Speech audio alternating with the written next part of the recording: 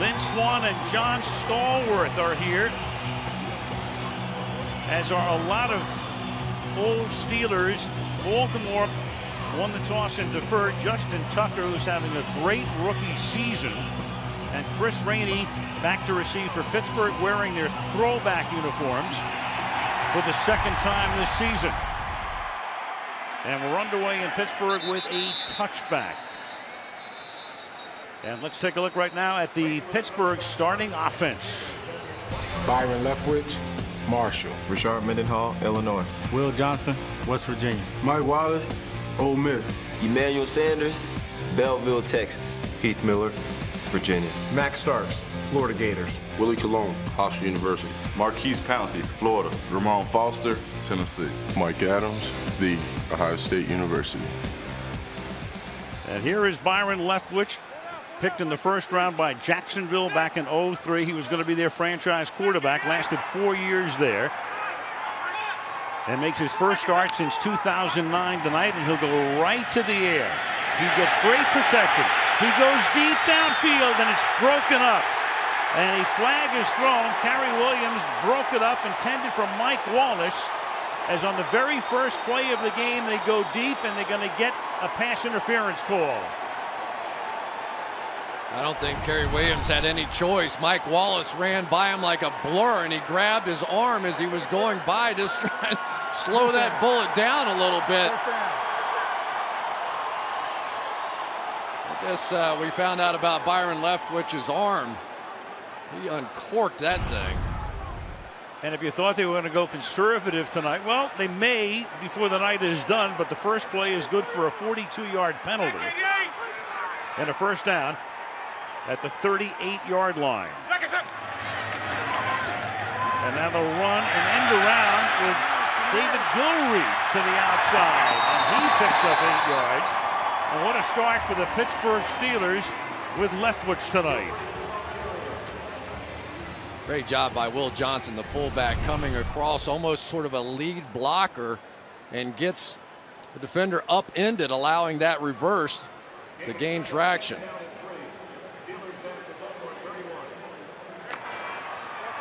Emmanuel Sanders down the field, working against Corey Graham as well. Gain of 7, second down and 3. The running back is Chris Rainey, and they empty the backfield as he sets up to the left side. And Leftwich dancing, buying some time, and Leftwich will take off, and Leftwich is inside the 20, and can you believe that for a start? Touchdown Pittsburgh.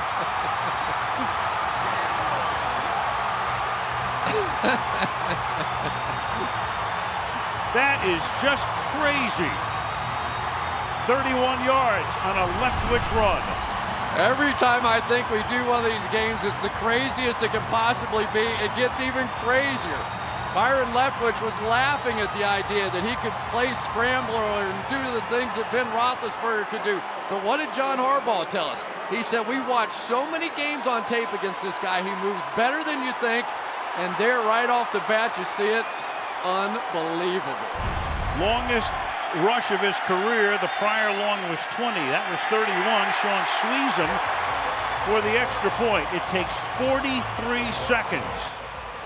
3 plays. 7-0 Steelers.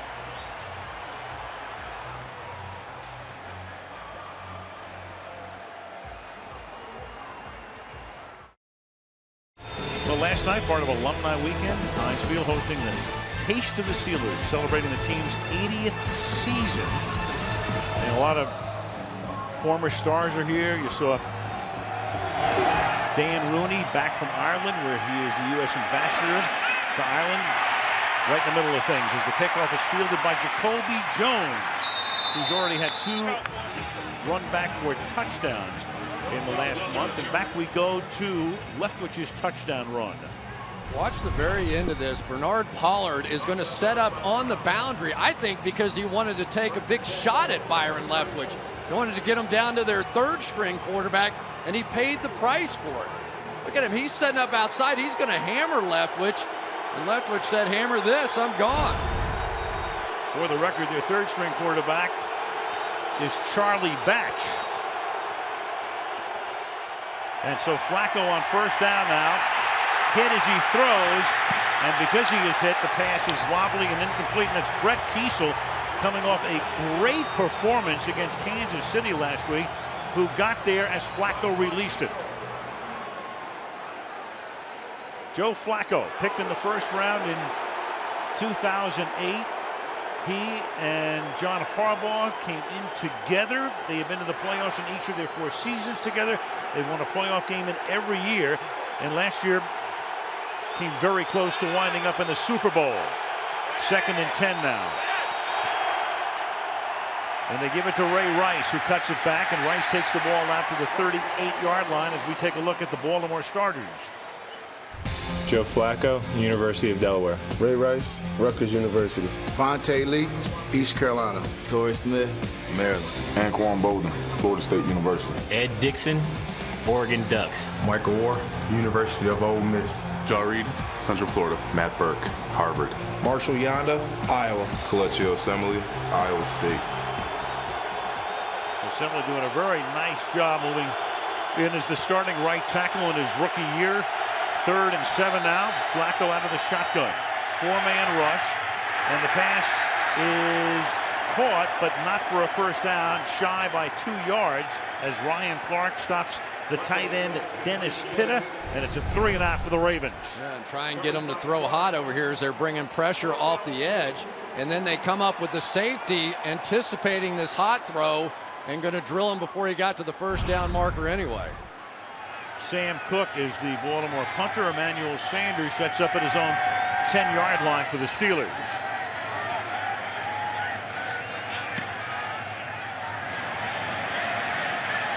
Sanders will have a run back from the 14, but not very far. Good special teams coverage by the Ravens. So early first quarter, here comes Leftwich again, up 7-zip.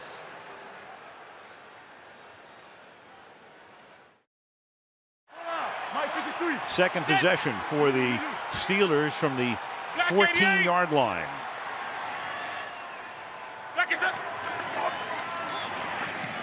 And they hand the ball off on first down. Rashard Mendenhall, who's only played in a couple of games, picks up about 3. Let's go back and take a look what happened after Leftwich got into the end zone, Chris, for the touchdown. Watch him. He just stumbles. Nobody hits him. He goes down, immediately grabs that right shoulder, his throwing arm side, goes to the sideline, decides he has to get it loose, grabs it again. So we have an early development on a great play by Byron Leftwich. And again, Charlie Batch is the other quarterback, 15 years in the league, 37 years old. Meanwhile, Jonathan Dwyer comes in as the running back, and they'll give it to him. And Dwyer breaks one out to the 28-yard line, but a penalty marker is down. Holding, number 74, offense. Half the distance to the goal, still second down. Walt Anderson makes the call on Willie Colon, the longtime right tackle, now a left guard. Right here's Willie as they're going to come across. Looks like he kind of got wrapped up on him. Grab that backside left shoulder, and there's a turn of events. You go from first down back inside your own 10-yard line, but Willie Colon, no doubt about it, has made a big difference. He made that move from tackle to guard, and by his own admission had a lot to learn, but he was definitely getting there. 2nd and 15. Now Isaac Redmond is the running back. They have 4 running backs active tonight, and Redmond, who had a big game against the Giants a couple of weeks ago, takes it up to the 14. Let's take a look right now at the Raven defense. Halatingata, Oregon. Maake Kemoyatu, Utah. Arthur Jones, Syracuse. Hacksaw, Balsohar University. Danielle Ellaby, Richmond Senior High School. Jamel McClain, Syracuse University. Alvin McClellan, Kathleen High School. Corey Graham, University of New Hampshire. Bernard Pollard, the Boilermakers. Ed Reed, the U. Kerry Williams, Washburn. Again, that defense ranked 27th in the league, but when they're backed up, they're great. They're #1 in red zone defense. Go figure. Meanwhile, with the play clock going all the way down, Leftwich is going to take a timeout. Pittsburgh, 30-second timeout. Among the guys missing, of course, tonight, Ray Lewis with a torn tricep. So he is on what in the old days was injured reserve, which meant you were done, but there's a special designation this year, and it's conceivable that Lewis could come back and play at the end of December and then into the playoffs if the Ravens get there. So Ray Lewis is out. A lot of stars. It looks like a Pro Bowl roster on the sidelines tonight, in addition to all of the great old Steelers. Yeah, no doubt about it. Troy Polamalu, we have 7 former active defensive players of the year here, 5 of them in this game. Unfortunately, those 2 you just saw unable to make it. There's one guy who did come back was Terrell Suggs, who tore his Achilles last spring, and he was able to come back just at about the time that they lost Lewis. So 3rd and 10 now for the Steelers. From the 14, blitz on, it's picked up, pass is caught, and then the ball is lost by Wallace, and it is picked up by Reed, and Ed Reed is inside the 20, and Reed will set him up at the 12-yard line. So Wallace had the first down over the middle, got hit by Chris Johnson, and Ed Reed picks up the fumble. Well, Chris Johnson just arrived with the Ravens. He's their new cornerback they signed this week, but he comes up huge already, knocks that football out, and then Ed Reed, Mr. Return Yardage for a defensive player, takes over from there. So the newcomer, Chris Johnson, makes a huge play. And of course, all turnovers are reviewed. They confirm it upstairs. Johnson brought in, as Chris just said, because Jimmy Smith, the cornerback, with a groin problem, and he had a surgical procedure done. So Johnson comes in, makes a big play, and now Baltimore sets up at the 12 with a first down.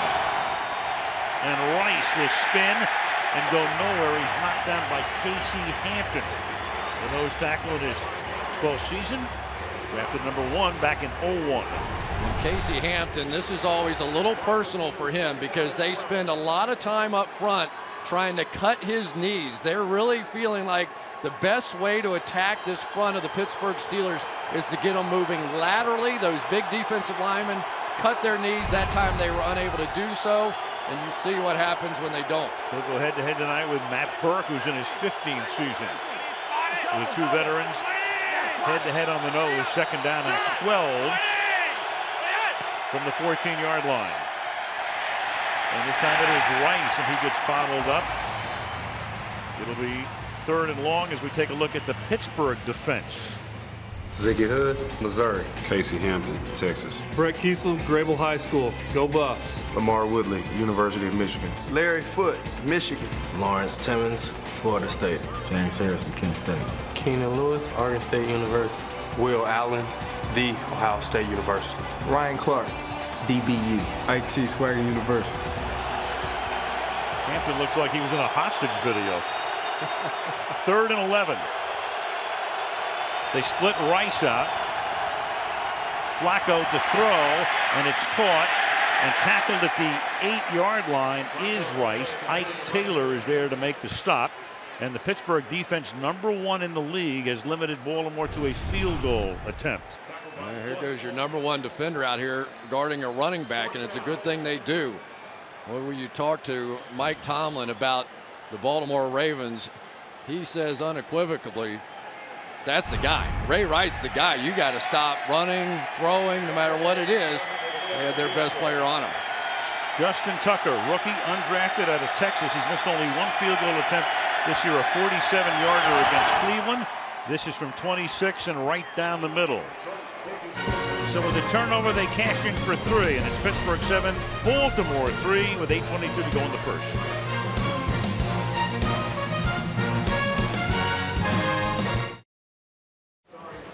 John Harbaugh, 5th year, has taken his team to the playoffs in each of them, and he's won 11 straight games against the AFC North, which is the equivalent of almost 2 full seasons. You play 6 divisional games per year, beat Pittsburgh twice last year, so 11 straight for Coach Harbaugh. The Pittsburgh defense did its job after Rice was able to return the fumble to the 12-yard line, and now Leftwich and the offense will go to work again. Tucker's kick will go through the end zone. Tucker's kick. without Roethlisberger, and he's missed a few of these games. He, of course, was in the draft class of 04. 7-4 when he starts. 0-5 in this series when he doesn't. But yards per game is pretty close. And Pittsburgh, 17 points on offense and 16 without him. 5 game-winning drives in the fourth quarter overtime. So it's really kind of been the defense and special teams that's made most of the difference when Ben hasn't played. We'll see what happens tonight, as he can only observe, and as we said at the outset, nobody seems to know for sure when he'll be back. The speculation that it's going to be about 3 weeks. From the 20-yard line on first down.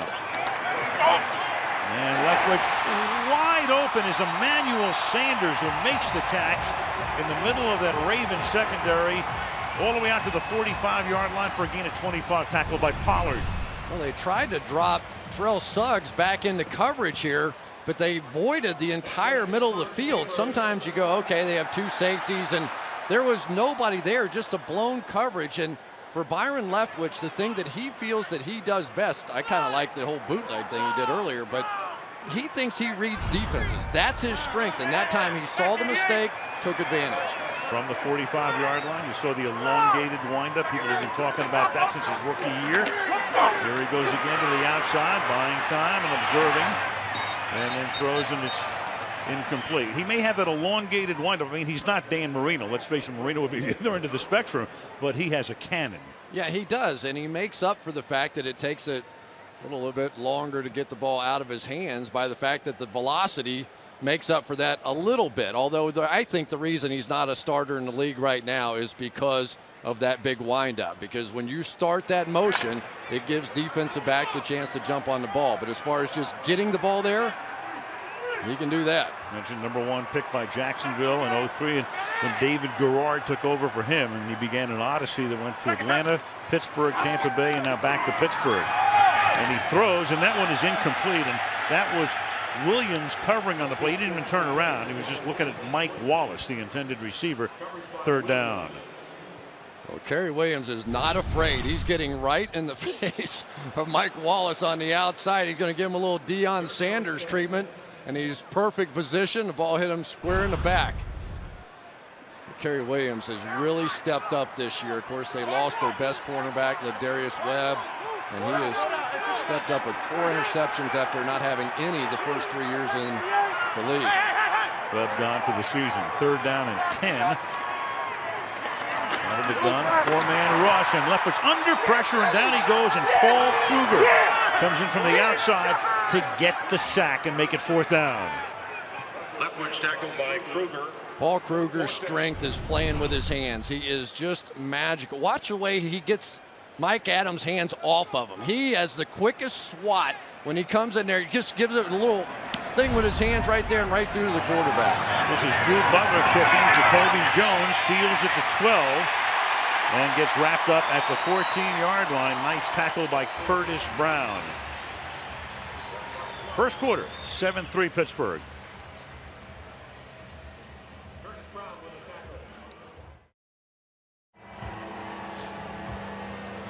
Joe Flacco picked in the first round out of Delaware in 08, home and road. 5-0 at home, 2-2 on the road this season. And take a look at that. 2/3 of his passes completed at home and a little bit more than half on the road.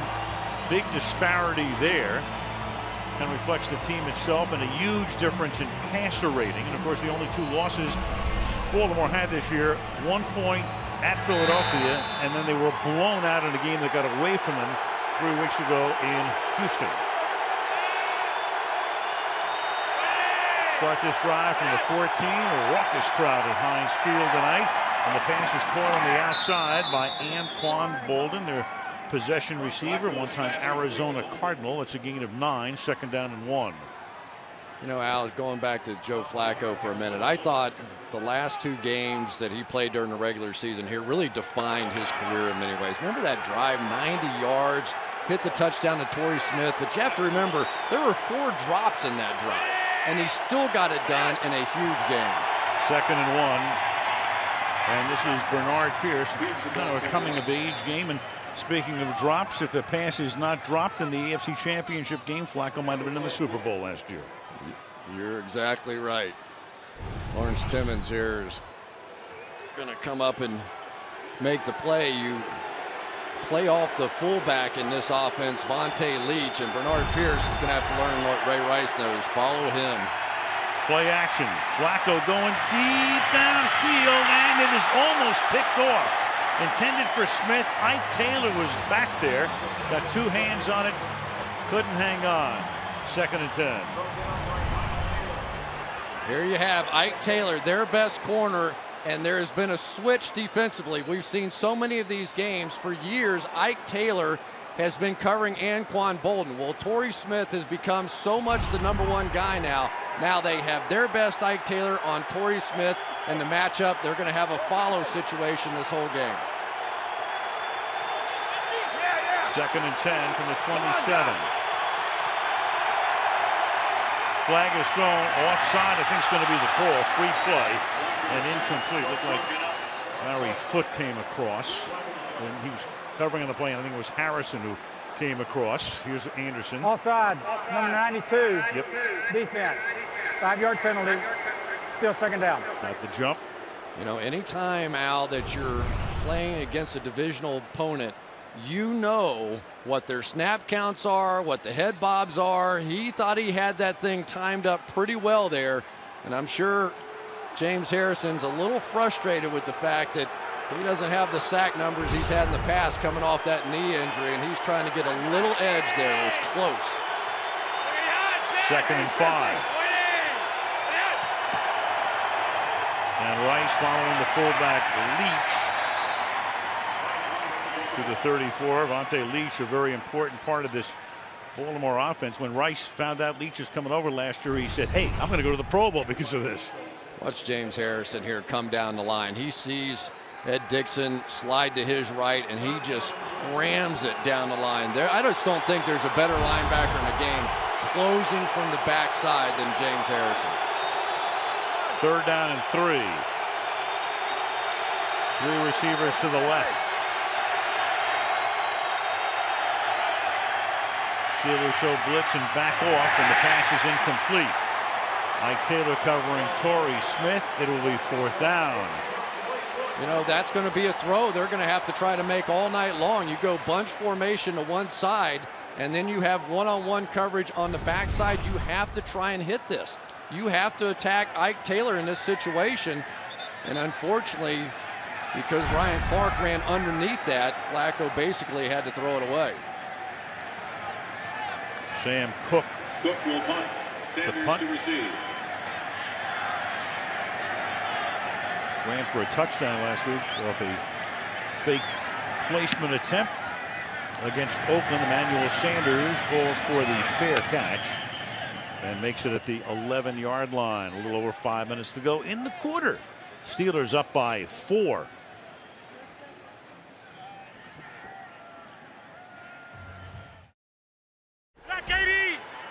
From the 12-yard line, Pittsburgh begins this drive.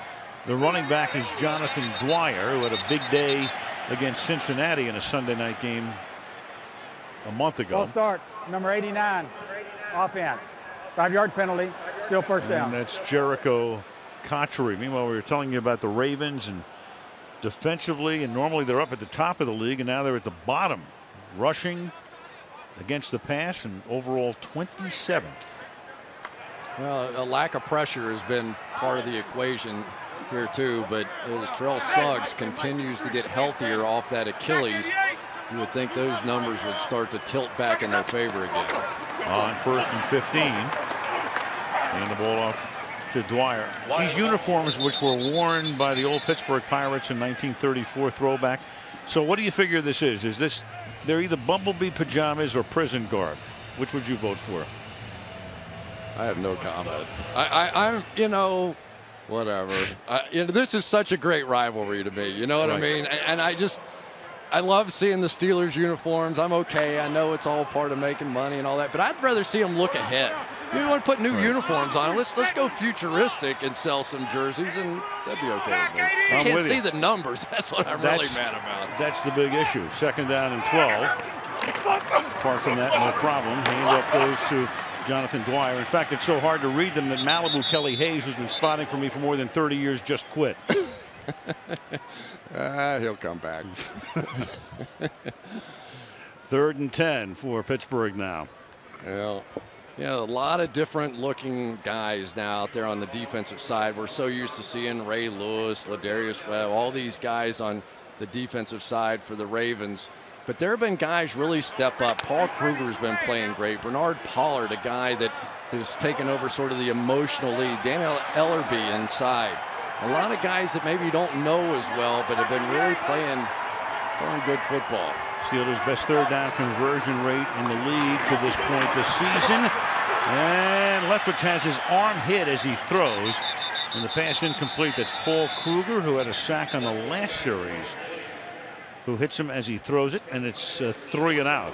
I'll tell you, Mike Adams is having big problems right here.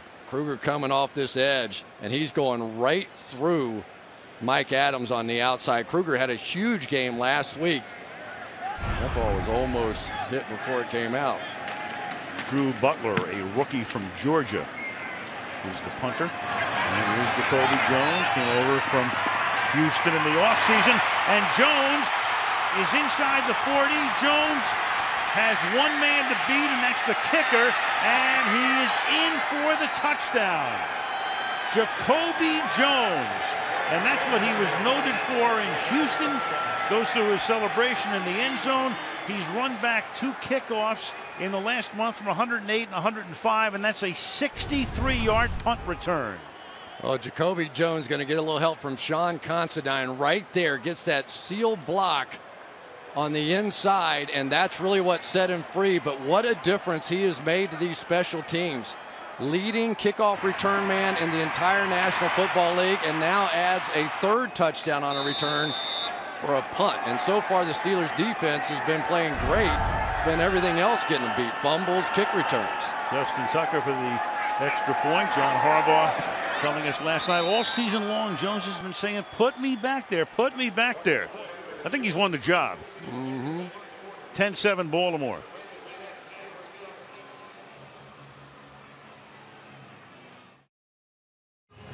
Jacoby Jones, well, he's been returning punts all season, and then Harbaugh moved him into return kickoffs against Dallas last month. And take a look at this. 108 yards at M&T Bank Stadium against the Dallas Cowboys, and then against the Raiders last week. This for 105. He's averaging 39 yards per kickoff return. His punt return average coming into the game was only 8.8, which is about average for the league, but a beauty here as he rips one off. Yeah, and there's only been one other player in the history of the game that has 2 plays of over 105 yards, and it's his teammate, Ed Reed. Ravens on top by 3 as this kick is fielded by the rookie from Florida, Rainey. And Rainey gets covered, and then ball is loose, but he is down. They're going to say he was down at the 12-yard line before the ball came out.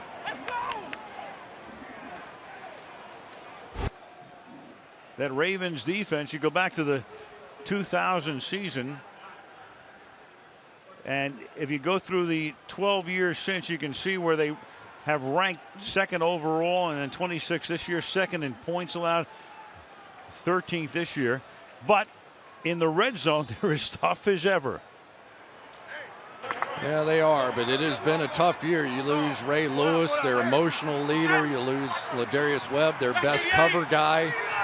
You know, you're kind of starting from scratch every week. So Dean Pease, the defensive coordinator, Chuck Pagano was the DC last year. Now the head coach, of course, of Indianapolis, as the pass is caught by David Paulson.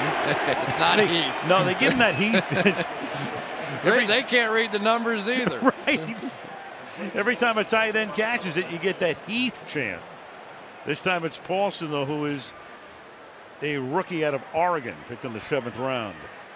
I'll tell you, that was Paul Kruger again coming inside this time and getting some pressure on the play. So at some point, they're going to have to come up with an answer for that guy who had 2 sacks and an interception last week. Already a sack in the game here tonight. 2nd and 4 from the 18-yard line. tore up his knee in the final game of last regular season. Sanders gets into it for the moment with Pollard. And then he had an Achilles issue, so Mendenhall has not played very much this season. Oh, welcome back.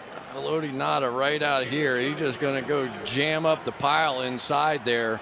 He had a shoulder injury that had been giving him problems all season long. They dressed him last week in the game against the Raiders, but because the game got out of hand, never had to play him, and they feel like for the first time in a long time, he's healthy and back to 100%.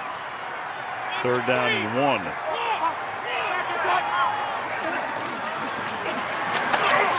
And Leftwich going deep and incomplete. Intended for Jericho Cotchery. So they go long on 3rd and short. Now it's 4th down.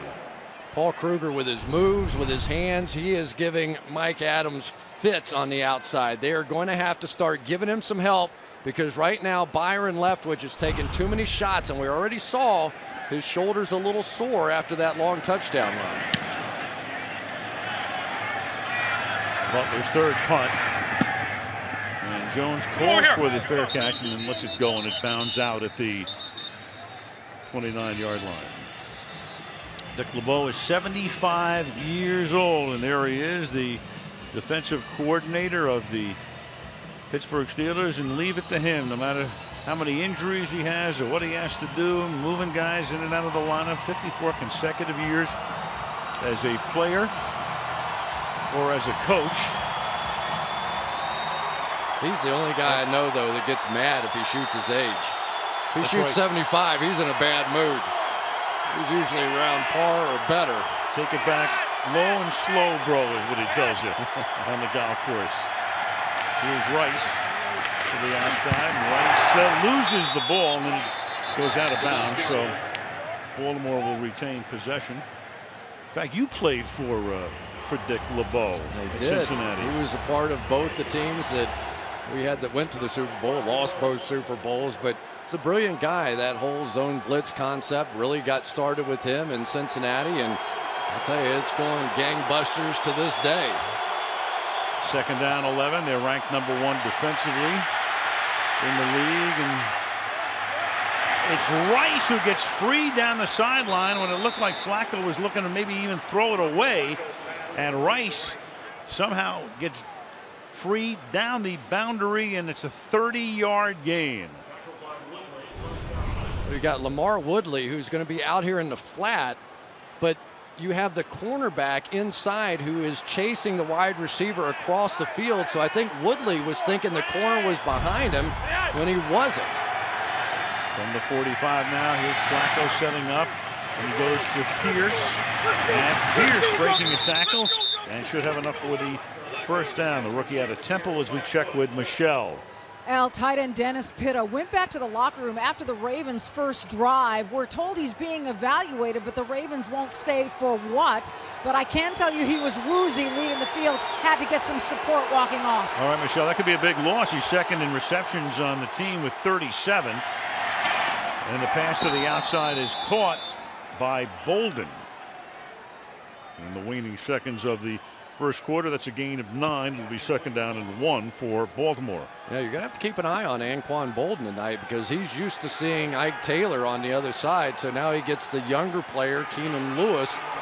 And Joe Flacco, seeing that matchup, may come back to Bolden more than usual. And they'll let the clock run out, and that will be the end of the 1st quarter with the score: the Baltimore Ravens 10, the Pittsburgh Steelers 7. NBC's Sunday Night Football from Pittsburgh continues after these messages.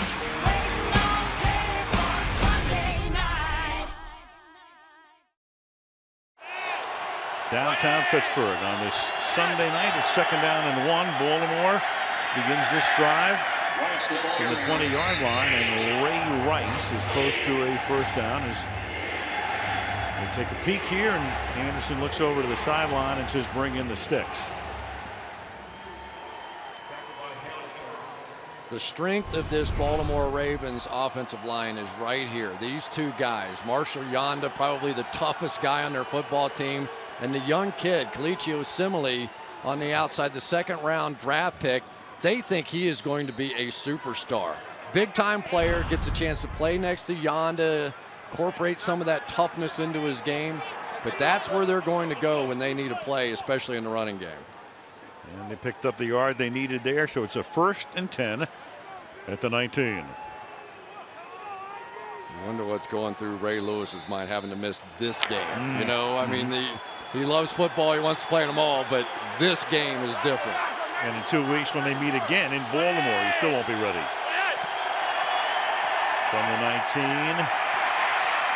Flacco throwing into double coverage and incomplete, and Smith diving for the tip ball. It'll be 2nd and 10.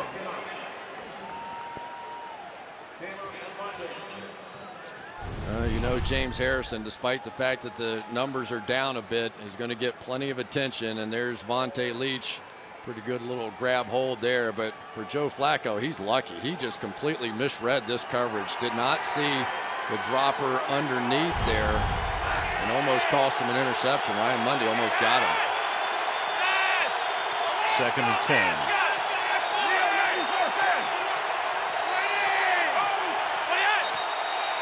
A lot of movement on both sides here, unless you've got 3 flags. False start, number 76, offense. 5-yard penalty, still 2nd down. Ja Reed, the left guard. Let's go to Michelle again. Hey, a quick update on Dennis Pitta, the Ravens tight end. Al, in fact, he has a concussion and he is out for the night. All right, thank you, Michelle. And that means we'll see a lot more of Ed Dixon, who sees a good deal of playing time anyway. Billy Bajma is the 3rd tight end. Now moves up to number 2. But Pitta was their best receiving tight end, so it definitely will hurt this passing game. 2nd and 15 from the 24. Not one down lineman in the formation here. Dropped by Flacco, then he gets it away, intended for Smith and incomplete, which works out well for Baltimore as it turns out anyway. 3rd down and 15. Yeah, they were still just moving around pre-snap. Watch Ja Reed here. They're all just kind of getting settled in there, and I think Matt Burke got a little confused and shocked Flacco with that snap. This has been a few plays in a row now, a bit unsettled. Actually, it's Marshall Yanda who's moving. So on 3rd and 15, Steelers still without a defender with his hand on the ground. Everybody standing up. Here comes the blitz. Flacco throws to the outside for only a very short gain as the catch is made by the tight end Ed Dixon. He's taken down by Timmons, and in comes the field goal group. There we go. Lawrence Timmons right there is going to be on a read blitz. He tries to make it look like a blitz, but he still has the speed to be able to get outside against Ed Dixon and make that play. Flacco thought he was going to have a freebie out there, but it was the speed of Timmons that recovered. 41-yard attempt for Justin Tucker, a guy who sings opera in 5 languages. I kid you not. You don't? Who doesn't? And Tucker, who's missed only 1 all season, has just missed his 2nd. The open end of Pittsburgh gets another one. The fat lady just sung.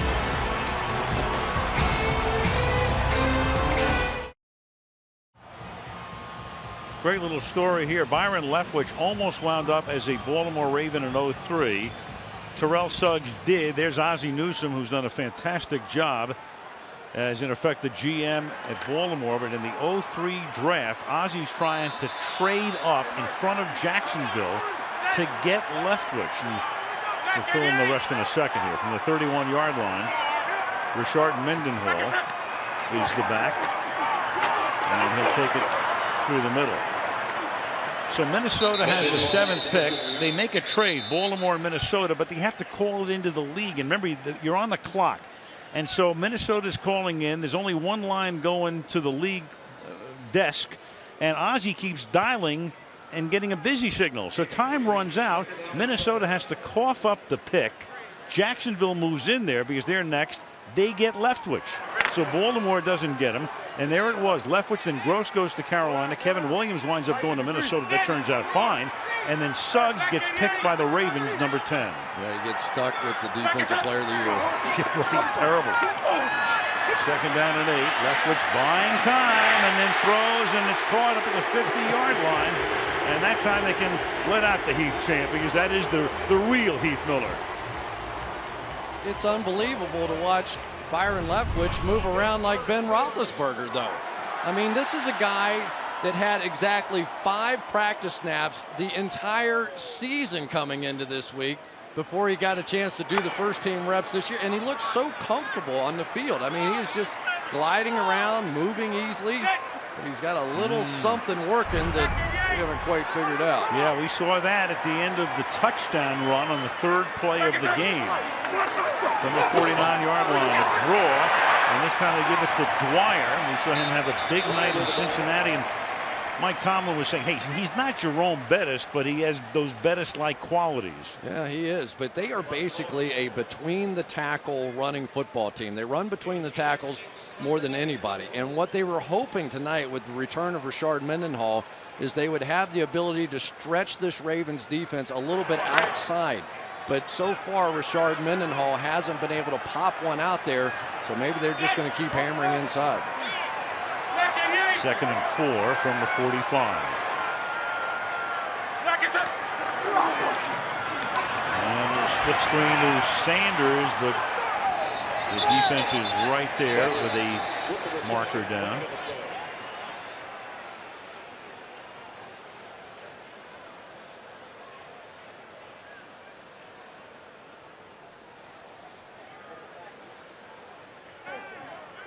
Illegal block in the back, number 89, offense.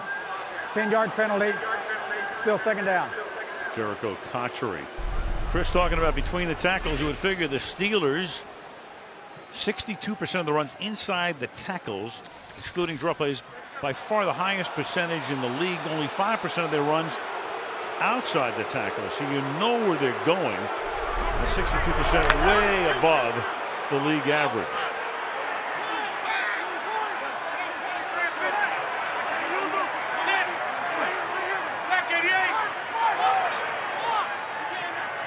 On 2nd and 14. And that pass is incomplete. Intended for the fullback, Will Johnson. Once more to the sidelines, and Michelle. Well, you're mentioning the running game, and Mike Tomlin wanted to use all of his healthy running backs, Al, but Isaac Redman right now is in the locker room being evaluated for a concussion. One other note, defensive end Ziggy Hood is questionable with a back injury, Al. All right, thank you, Michelle. So Redman is back being evaluated. You've got Todd Haley as the new offensive coordinator. Last year he was the head coach of Kansas City. He gets Mendenhall back tonight. He has Dwyer, who's been dinged, but is playing tonight, obviously. And Chris Rainey is the other back. 3rd and 14, and Baron Batch is another back as well. And that elongated windup, and the pass is incomplete, intended for Emmanuel Sanders as Leftwich goes down. It'll be 4th down. One of the issues with this big windup is if you get somebody hanging on you, like we've seen with Ben Roethlisberger over the years, you can't take that kind of windup. Leftwich, he didn't even know he did it until the first time he ever saw himself on tape. He said, I never had anybody coach me when I was young. And Butler's kick is fair caught by Jones. Very nice night. No wind, temperature in the mid-40s, clear skies. This drive starts from the 20-yard line. And the ball is handed off to Bernard Pierce, the rookie out of Temple, picked in the 3rd round. The backup to Rice, tackled by Ike Taylor, gain of 4. And so far this game has gone true to form. Neither team has converted a 3rd down yet. The Ravens 0 for 4, the Steelers 0 for 5. And last year in this game, the Ravens were 14 for 21, converting on 3rd down, unprecedented as far as the Ravens football team goes. Tonight, a different story. 2nd and 6 out of the gun. Inside give to Rice. Pittsburgh's done a good job bottling up Rice in most of their meetings since Ray came into the league as the 2nd round pick back in 2008, second behind Flacco. It'll be 3rd and 4. James Harrison is trying to time up this snap count. He's looking right down the line of scrimmage, and he's either getting off just on the snap or just a moment ahead of time. But I think the Ravens are going to have to make an adjustment. They're going to have to get word to Matt Burke that Harrison's about to time one up.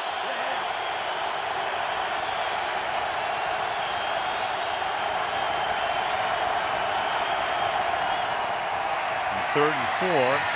Pass is caught out in the flat by Rice, and he's able to pick up 4.5 yards out to the 31-yard line. Ray Rice, a guy who's very used to playing in this stadium, as he played at Rutgers, and they would meet Pitt in here through the years.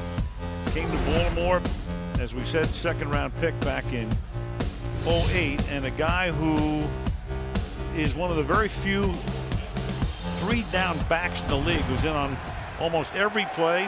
And needs a rest, he takes himself out of the game, but about as valuable as any running back in the league.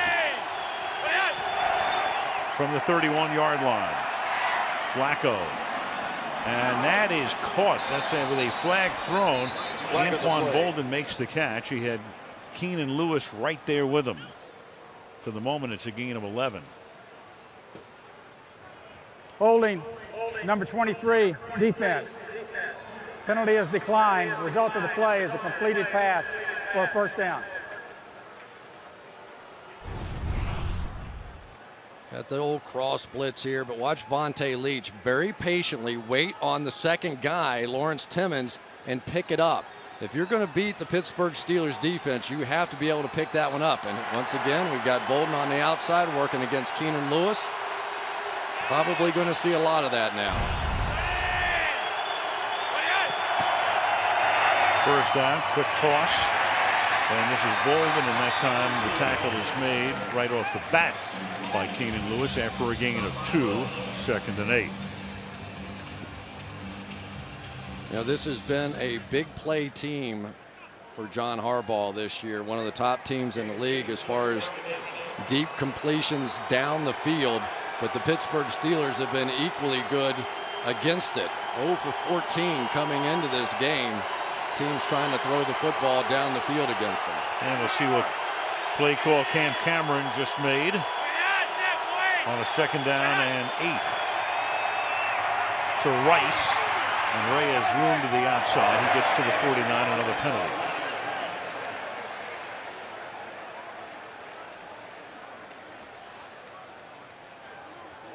Holding, number 86, offense.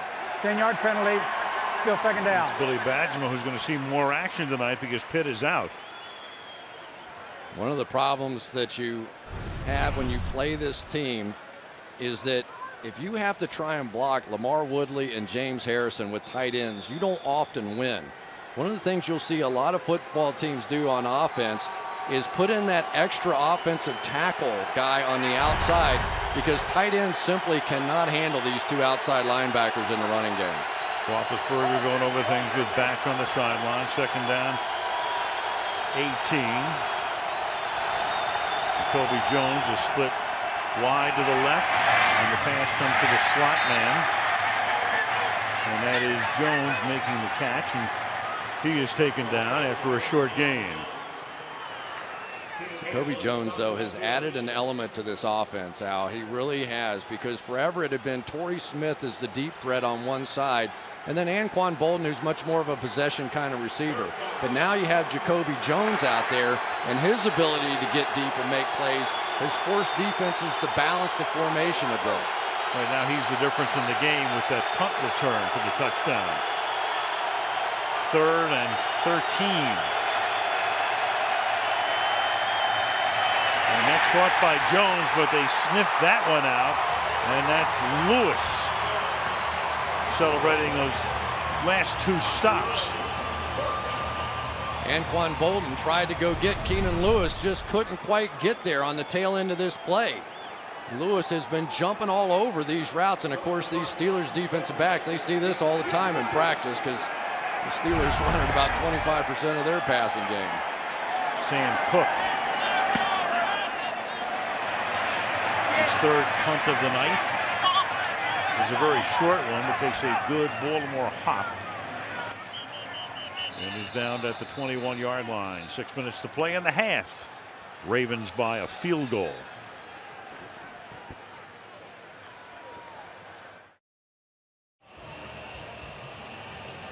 Thought we'd let you take a look at the difference in the release of those two quarterbacks.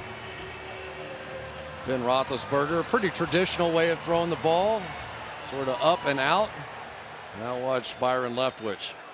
A big wheelhouse there, a little bit more like a baseball pitcher maybe, and takes a little more time to get the ball out of his hands.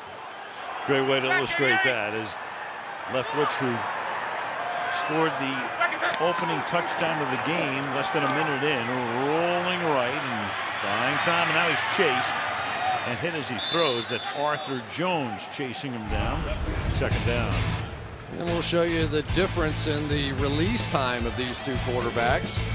Big Ben gets it out about .37. That's pretty good. And Leftwich just about the same. How about the velocity here? A little over 50 miles an hour, about average in this league. Leftwich on the run anyway, a little bit harder than that. Of course, Ben will tell you he got a running start on that one, so it doesn't count. Roethlisberger, the shoulder strain and a rib injury. And again, not knowing when he'll be back. They're at Cleveland next Sunday and then at Baltimore. And this will be before the snap here.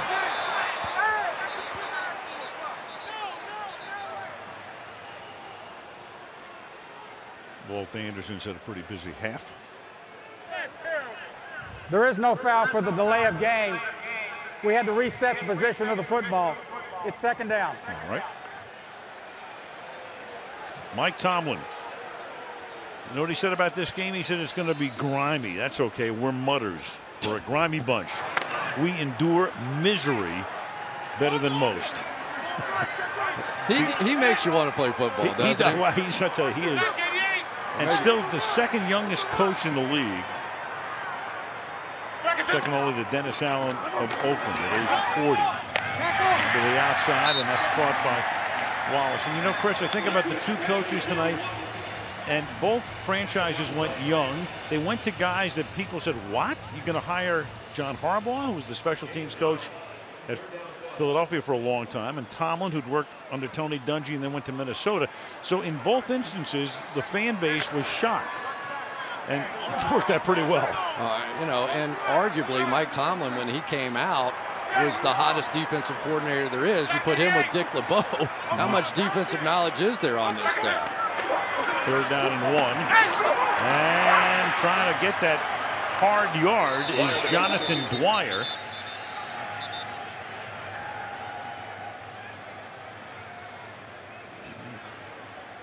And I think they're going to be short.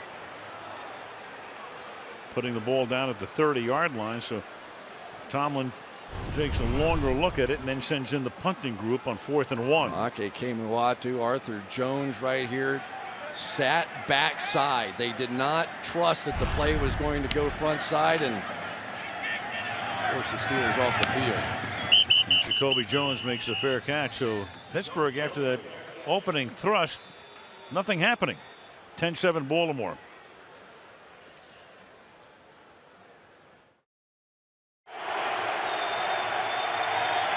From the 28-yard line on first down, Bolden, gain of 7. Will Allen making the stop. Of course, there's the oversized helmet being worn by Ryan Clark, who has sustained concussions in 2 of the last 3 games. Yeah, and but he had to be cleared by an independent neurologist, so you know, it must be all good. If he were my son, I might recommend against it, but apparently the doctor said he's a go. Second down and 3. And slanting over the right side is Ray Rice for a first down. We go to Michelle. Well, Ryan Clark told me that larger helmet, he does not like the look of it. He called it ugly. But he's decided that substance is better than style in this case. He wants to be safe. It's also lined with this Kevlar that James Harrison also has. But in order to accommodate this, they had to give him an even larger helmet. It's a size too big. If it gets awkward, they've got another helmet down here without the Kevlar should he get uncomfortable, Al. All right, thank you, Michelle. From the 39-yard line, here is Rice. And Clark, of course, is the guy who has that sickle cell trait that precludes his playing at altitude, meaning he doesn't play in Denver, as was the case on opening night this year.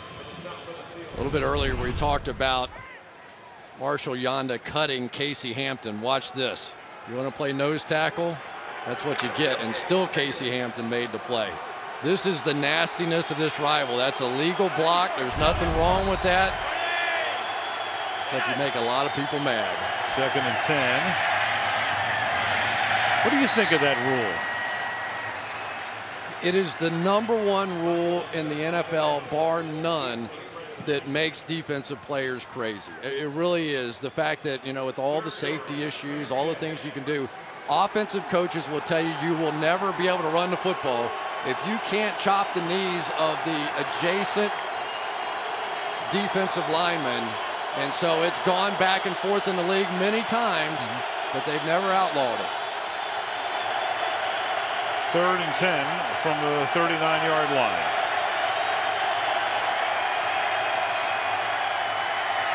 And Flacco has time, and here's Bolden spinning away from 2 defenders and picking up the first down. Anquan Bolden, in his 10th year in the league, got away from Ike Taylor, got away from Lawrence Timmons.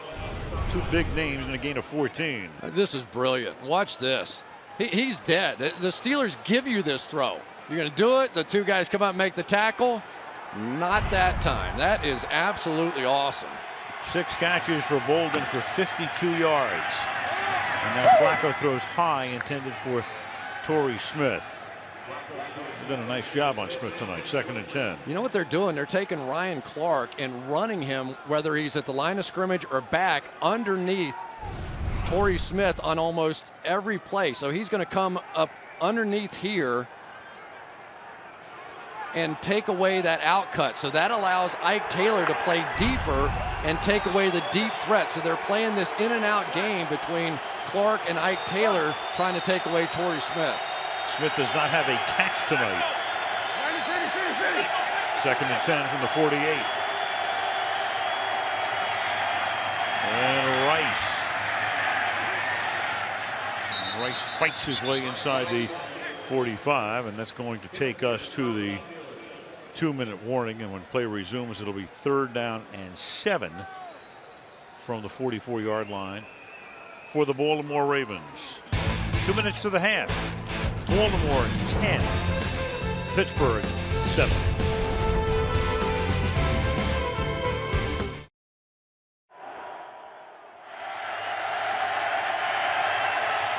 From the 44 now on 3rd and 7, under pressure. The pass has gotten away to Bolden, but he will be tackled 2 yards shy of the first down. Larry Foote is there to make the stop. Cameron Hayward that time got pressure right in the face of Joe Flacco.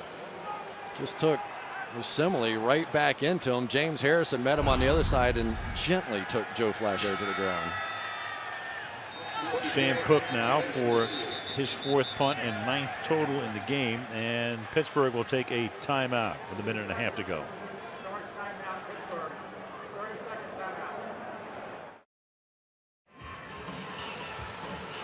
Ray Lewis torn triceps, hopes to be back before the end of the season. Meanwhile, Troy Polamalu fighting that calf strain, has played in only 2 games this season. Both came early, so they're in street clothes as Cook comes in to punt. Pittsburgh will get the ball and have 1 timeout, and Cook's punt will go into the end zone. So they will begin this drive from the 20.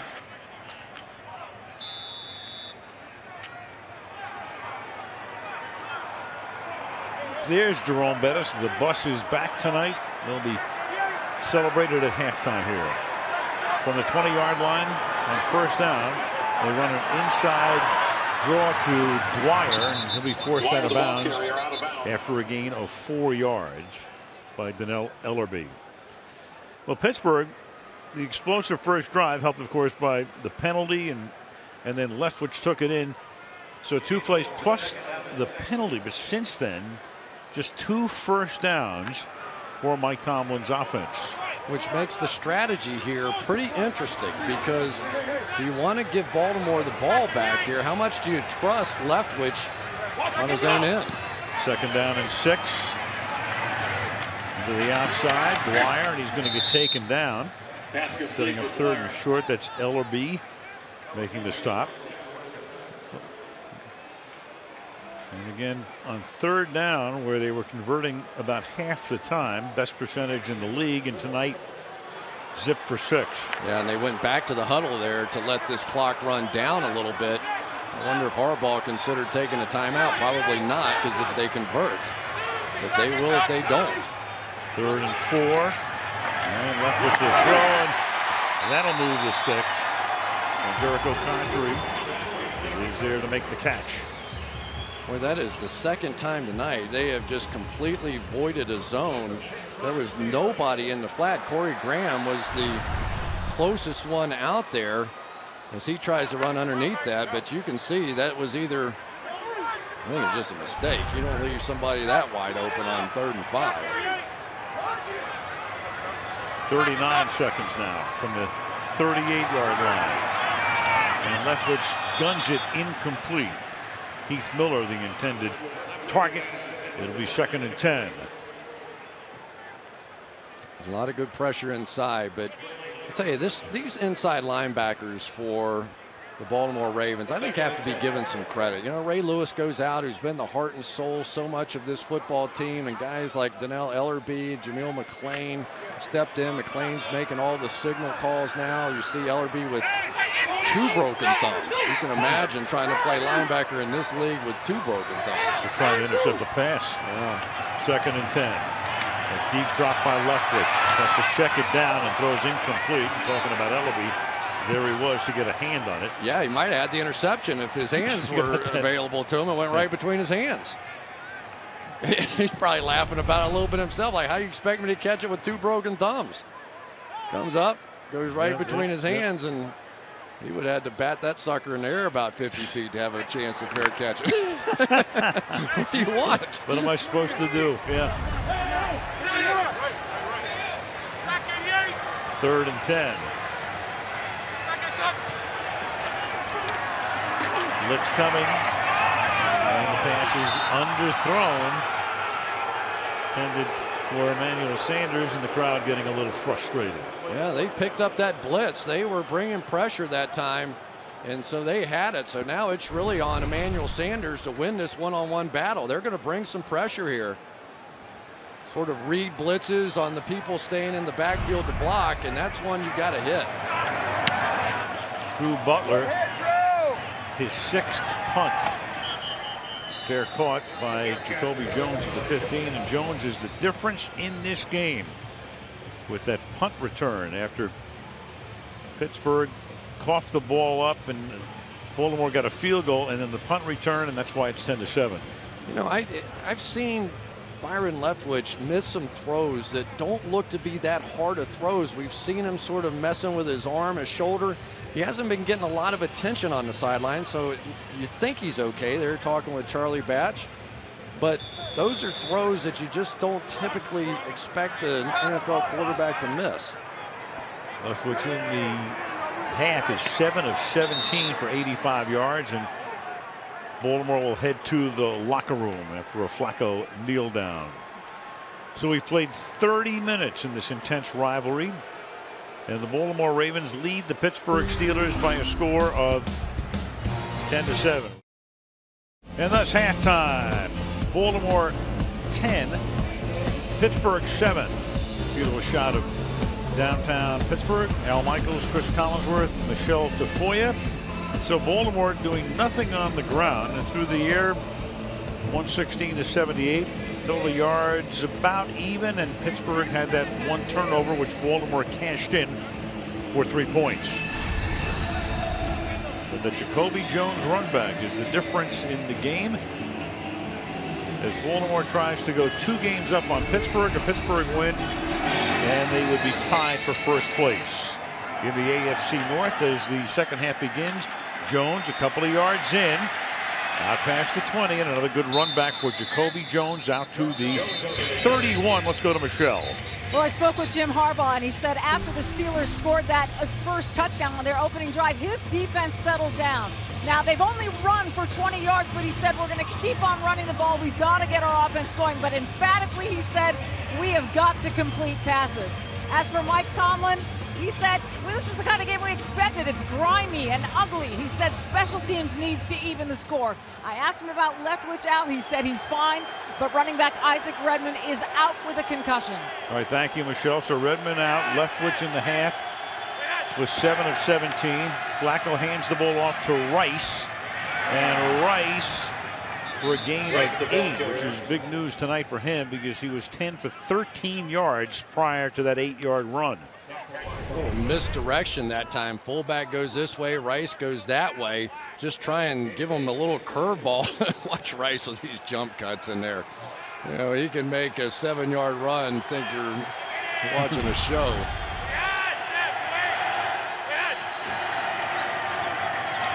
And on 2nd and short, and this is Rice, and he gets stood up as he reaches the 40-yard line and is very close to a first down.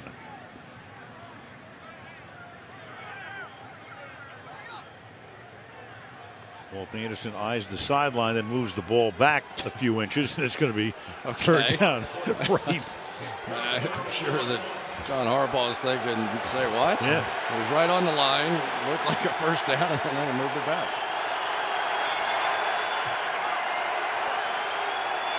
3rd and inches. Get Baltimore playing without Dennis Pitta, done for the night. Go double tight end here, and Rice is going to get stuffed. Lamar Woodley, the first guy there. So after he reels off 8, he gets 1.5 yards, and then he is stopped for no gain, and it's 4th down. Ziggy Hood, Lamar Woodley, look at this jam up in here. That is Woodley, just took him straight backwards, and the same trend we saw in the first half, neither team being able to run the football, carries over to the second half now. Sam Cook to punt. Emmanuel Sanders sets up at his own 15-yard line. And Sanders makes the fair catch at the 15. See if the Pittsburgh offense can get something going.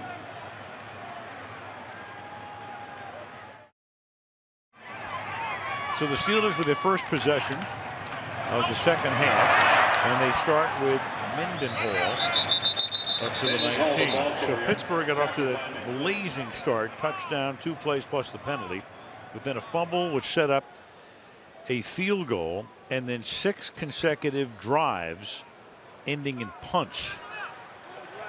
Going to hurry the pace here a little bit. Going no huddle on 2nd down and 6. And chugging his way for a gain of about 4 is Mendenhall.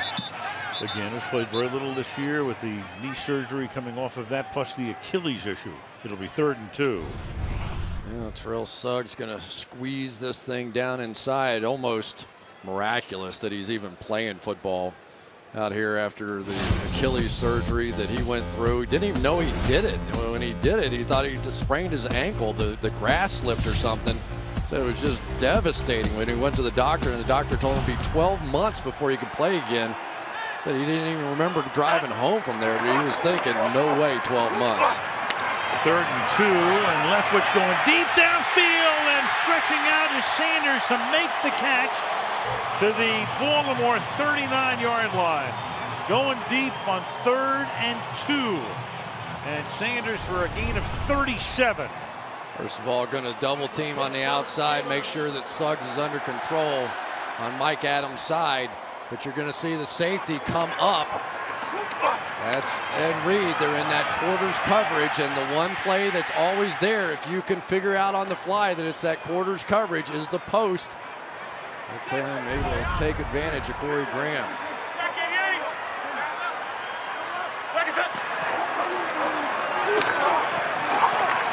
This is Jonathan Dwyer gaining 1, 2nd down and 9.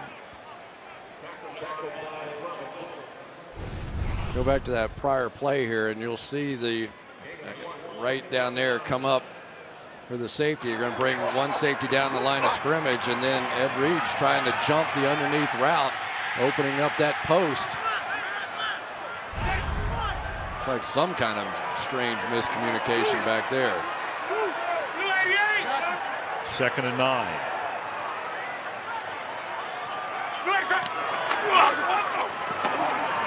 Dwyer.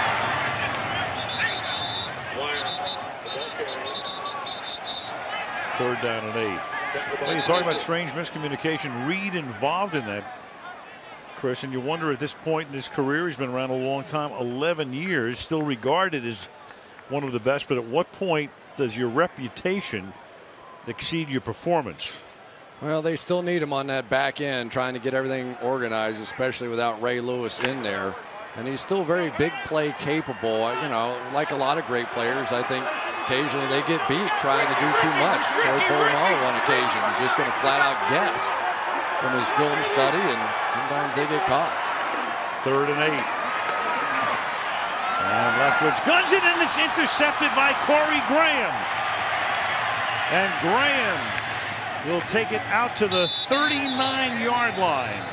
Corey Graham with a big pick as Leftwich gunned it over the middle. And you got a scrum going on the Baltimore sideline. Heath Miller is there. The tackle Adams is there. And Leftwich goes back to his sideline.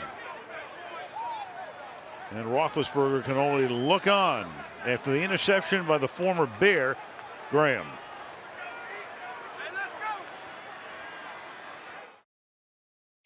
Corey Graham with a big-time interception against Byron Leftwich, and really just sort of fooled him into thinking he was going to settle underneath in the underneath coverage, cut off the Steelers receiver, and then undercut him. You expect for the most part that underneath coverage to not drop back, but Corey Graham fooled Leftwich and got it.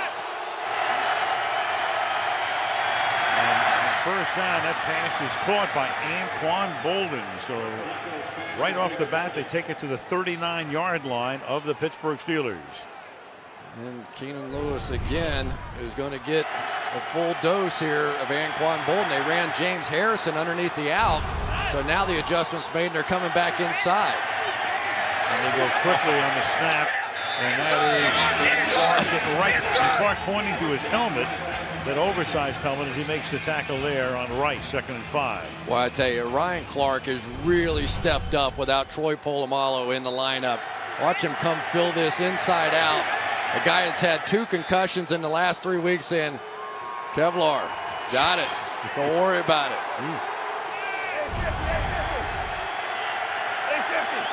Game of 4, he comes out of the game now. It's 2nd down and 6. And off the play fake, going to Boldin, and he is double covered there. It'll be 3rd down. Allen and Lewis on the coverage. Well, if you want to know why they're going to Boldin so much, we'll show you the other side of the field. Ike Taylor going up against Torrey Smith, and he has been on him. That was the switch that they made. They determined that Torrey Smith, the bigger threat, they wanted to take him out of the game with their best corner, and so far it has worked. Often they'll double team him with the guy underneath. Ryan Clark, more often than not, strategy working so far for the Pittsburgh Steelers. Taylor pitching a shutout against Smith. 3rd and 6. And Flacco has to check it down underneath, and he hits Rice, and Rice spins away and gets the first down. Ran around Larry Foote, takes it to the 27, 1st down. Well, this is a play that took a little while to develop, and let's give Michael Orr, the left tackle, a little credit for handling James Harrison. And then it's Ray Rice, and there's just really not any way in the world that Larry Foote is going to be able to stay with Ray Rice coming down the middle of the field where he can break either way. Too much to ask if you give him that much time. From the 27-yard line, Flacco going to his tight end, Ed Dixon. To the 20 he goes. So this drive set up by that Graham interception. Corey Graham playing a lot more than they thought. He was acquired basically to help improve the special teams, but with the injuries to Ladarius Webb, to Jimmy Smith, He's playing a lot more. Had 3 picks last year. Has one tonight, 5 for his career. And a veteran guy that really sort of set Leftwich up there. I didn't think he was going to back underneath that coverage either. It looked like he was the underneath guy and fooled him. Brett Kiesel in there, had a great game, got the tip of the game-winning interception last week. And Flacco throwing, and the pass is incomplete. Lewis is right there covering Bolden, making it 3rd down and 4. One of the problems that Anquan Bolden has, he's not a speedster by any means, so Keenan Lewis now deciding, let's just get up and see if he can run by me one time. And I kind of like his odds a little bit better in the bump and run. Other side, Ike Taylor, Torrey Smith. Ike Taylor's having a nice game. Very good. Terrific, in fact. 3rd and 4. 3-by-1 again. You get one-on-one with Torrey Smith at the top of your screen. We'll break out of that just for the moment. Now come back to a 3-by-1. And rolling to that side is Flacco throwing, and it's Jones there incomplete. Lewis covering on the play, making it 4th down, and in comes the field goal group. Tell you, Keenan Lewis is stepping up his game here as well. They got him a few times the first half, but Jacoby Jones can run too, and he's right there on 3rd down to force the field goal attempt. Well, I tell you, when you're the other cornerback, we see it so many times, get a lot of balls thrown your way until you can prove they shouldn't be doing it. 39-yard attempt, Justin Tucker. It's harder kicking to the open end of the field, but there's almost no wind at all tonight. And Tucker's kick is good after he had missed one earlier, good from 39. And the Ravens are up by 6 in Pittsburgh.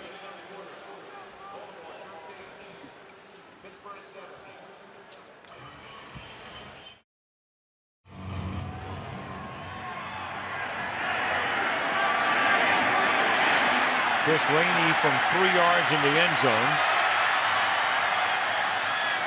And that Baltimore special teams unit just continues to do its job as they have all season long. 6-point game.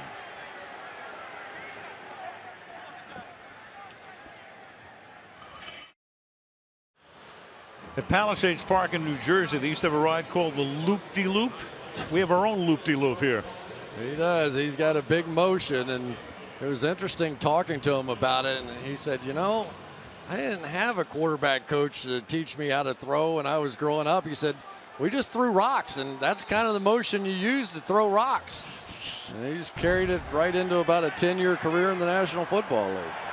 From the 16-yard line on 1st down. And Leftwich. Hit as the catch is made at the 12-yard line. Bernard Pollard takes care of Mendenhall. Again, to set the importance of this game, if Baltimore wins, they're up by 2. Huge. If Pittsburgh wins, they're tied for the top spot. They don't have the tiebreak. And we saw what that meant last year. They both finished 12-4. Baltimore had home field except for the New England game. Pittsburgh got T-bowed. Yeah, they sure did. And this game is just setting up, to me, to be another one of those finishes. But at some point now, Leftwich is going to have to prove that he can work this ball down the field and get the passing game going. 2nd and 14. That's Jonathan Dwyer. And Dwyer breaking tackles. We might start screaming bus here in a minute. Is that what the bus used to do, that little thing around his helmet? Maybe he was trying to take on the persona here. He's stuck. This is not going to be a 1st down. He picks up the final 4 yards after contact. One of the top guys in the league as far as after contact yardage. And here you're going to see it. He gets drilled. He still picks it up.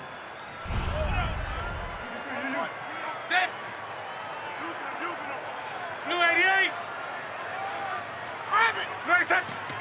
On 1st down from the 27. Again.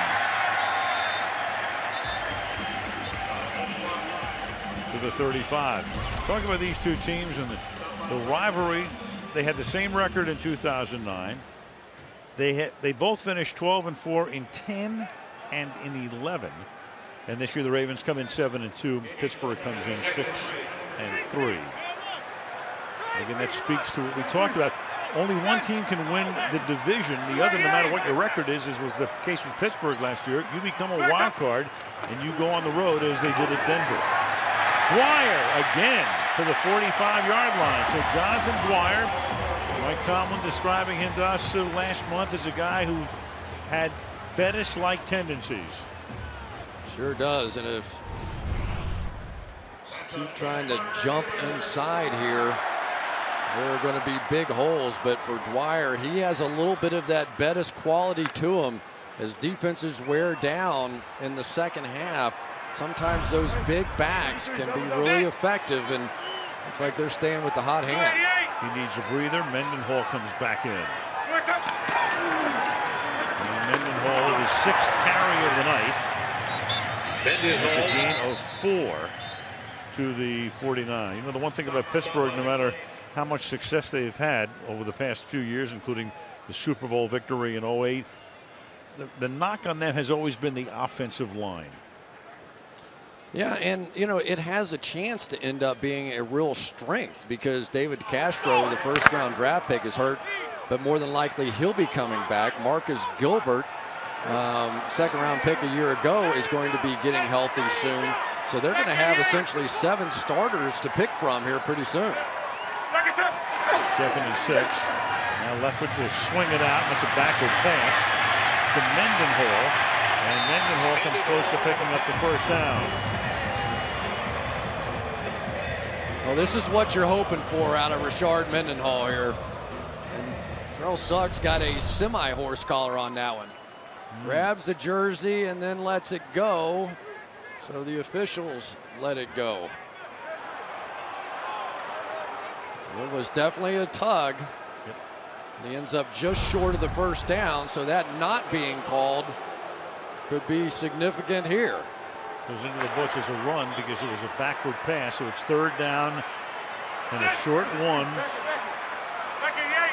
Batch is the tailback, and they give it to him, and he'll pick up the first down as he gets to the 42.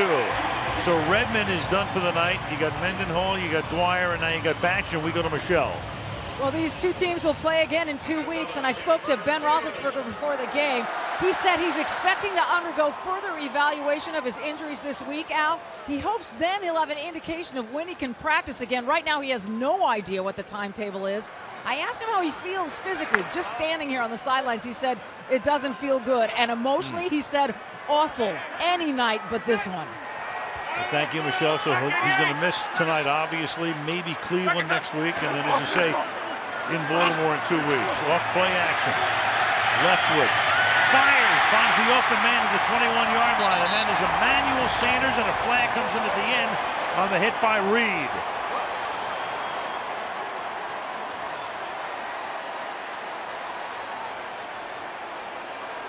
This is the same play they hit on some big 3rd downs in the game against Kansas City last week. Really just basically a 2-man route, and Sanders coming across the field, and it looked like Ed Reed. The discussion is, was that helmet to helmet?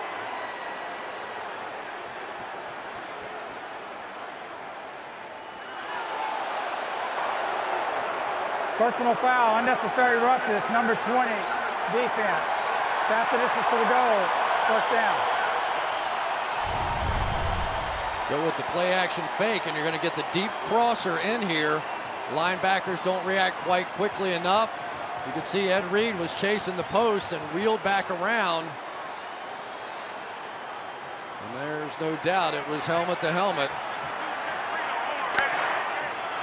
So it's a 20-yard gain. It's an 11-yard penalty. Miller on Suggs there. Dwyer is the running back out of the shotgun from the 11-yard line on first down. And Leftwich to the corner of the end zone and swatted away. Intended for Conchery. Corey Graham get his hand on it, and it'll be 2nd down and 10. Boy, that's a nice play by Corey Graham. They tried to pick him on the inside, but they don't get him. And he fights his way through that pick just like you'd have to in basketball. Gets his head. That's just a tremendous football play right there. Corey Graham has really stepped up in this game. with some of the injuries they've got on the outside. Big time. 2nd down and 10. Minute and a half to go in the quarter. This drive began back at the Pittsburgh 16. This is the 10th play. Before they can get it off, going to go against the Steelers. This is the first charge timeout, Baltimore. Threw a flag, but they took the timeout before the snap. Timeout Baltimore.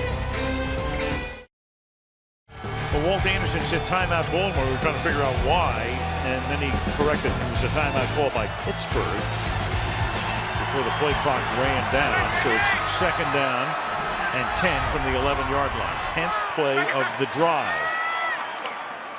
And the handoff goes to Dwyer. Great series for him. Inside the 5 to the 3. 3rd and short upcoming. Tell you, there's been a great battle going on inside all night with the center Marquise Pouncey going up against Maake Kemoeatu. He just pulls him out of there on that one. Boy, it's tough. You watch him, and he is just one of those tenacious, works every down, never gives up on a block. As good as there is in the game playing center. 3rd and 2, final minute of the quarter. And the play clock going down again, and they're going to have to burn another timeout. So Pittsburgh will go down the stretch with only 1 timeout remaining.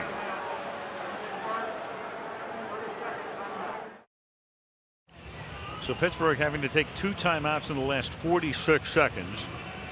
A 3rd and 2 upcoming against the Baltimore defense, 27th in the league, as we mentioned at the top, but best in the league in the red zone. No touchdowns allowed in the last 8 red zone drives, trying to make it 9, trying to limit them to a field goal.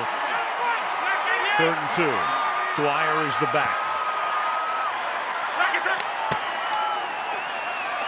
And a little fade in the corner of the end zone. No, he's out of bounds. Mike Wallace. Graham with the coverage on the play, and Williams is there too. So he's out of bounds, and it will be 4th down. Ran the old pick play. Jericho Cotry on the outside is going to set the edge, and they're going to wheel to the outside. Really had it. You can see Kerry Williams couldn't get there, but just didn't leave enough football field. Oh boy, he really had a chance to get those feet down. At that moment, you've got to. He made such a great catch a week ago against Kansas City, and just never got his feet timed out on that one. 22-yarder by Sweezum is good. 34 seconds remaining in the 3rd quarter. 3-point game. And setting up for another typical Baltimore-Pittsburgh finish. You know, it really is. And now you have to wonder, those are huge mistakes, though, to burn those 2 timeouts at this point in the game, especially now you're still trailing. You're going to possibly need it. You're probably going to have to kick into the open end to win the game with a field goal. Baltimore on top. They would take a 2-game lead and have a victory in Pittsburgh in hand, or in effect Pittsburgh would be in first place, even though they'd both be 7-3 by virtue of winning this one. Bengals getting hot again, 5-5, and the Browns losing in Dallas today, 2-8. These games really are something, though. No matter what you think, and boy, the offenses can be coming in and high flying, and you know the Ravens set a team record for most points scored a week ago. But you knew, no Troy Polamalu. Okay, it's a defense that doesn't matter. When these 2 teams play, it's going to come down to the wire. There are going to be special teams plays made like the one Jacoby Jones made earlier on the punt return, and it's going to be decided in the 4th quarter. Well, that's the only Baltimore touchdown of the night on the punt return by that man.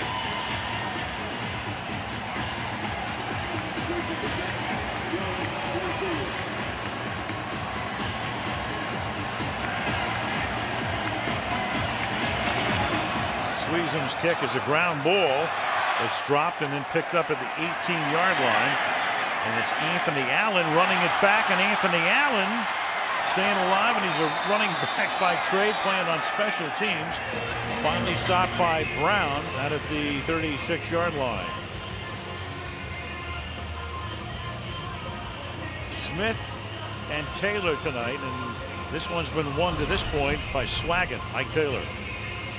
Yeah, it really has been, and you get the feeling if the Ravens are going to get something going on the offensive side, at some point you've got to at least take a shot with Torrey Smith. But I think because of the game they're playing with running Ryan Clark out underneath, it's allowing Ike Taylor to play a little bit off, and so you never really get the feel as to whether or not you can take your shot to get a deep throw off.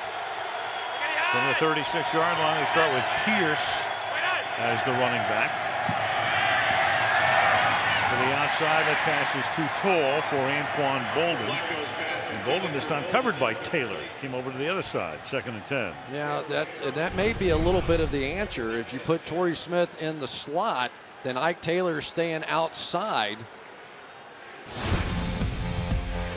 Ike Taylor's a guy that I think very unfairly takes some heat around Pittsburgh whenever he has a bad game. This guy gets the best the other team has to offer every single week, allowing the other guy to take the softer touch, and he takes it sometimes. Been doing it for 10 years. Rice up to the 38. Isn't that always the case with a cornerback? I mean, you're always exposed. Even the great ones have their days when they are the subject of every talk radio show the next morning. Well, and the most important thing in the NFL is who draws double teams and who can avoid double teams. If Ike Taylor can play one-on-one coverage against the other team's best receiver, you get help on the rest of the field. Into the third, 13-10 Baltimore.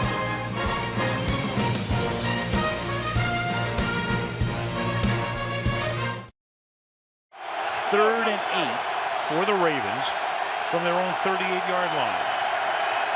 Oh, James Harrison's flipping around in the middle like he's going to get a running start on this blitz. And Flacco will go down after pump faking. Down at the 30-yard line on a sack by Woodley.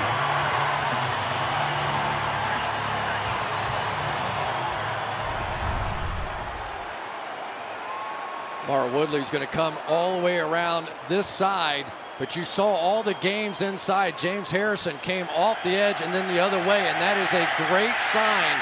If Harrison and Woodley can get going again, that's only their 5th sack of the season after averaging 22.5 the last 4 years between them. And Pittsburgh's first sack in the game. Cook's punt. Fielded at the 23-yard line. And Emmanuel Sanders brings it back to the 30-yard line. Sanders on the return. 39 seconds into the fourth quarter. We'll look at some of the numbers, and of course the two defenses tonight. Flacco 18 of 29, but only 153. And Leftwich 11 of 24, so under 50% with the one pick. But I tell you, with the way that Dwyer got the running game going that last series, you saw then it set up the play action for Leftwich, and that's what the Ravens have been unable to do tonight, is get their running game going. So I would imagine they're going to stick with this run and see if they can set up their pass again. Well, they've rushed for 114 yards against the Ravens in 3 quarters.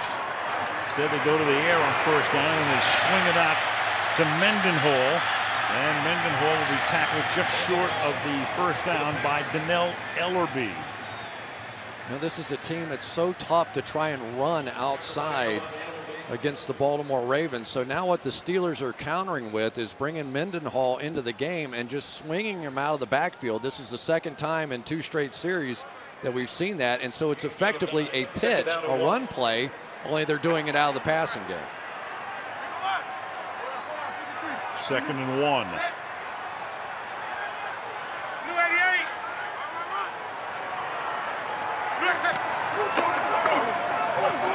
And then Mendenhall this time swings it back and picks up a first down at the 43-yard line.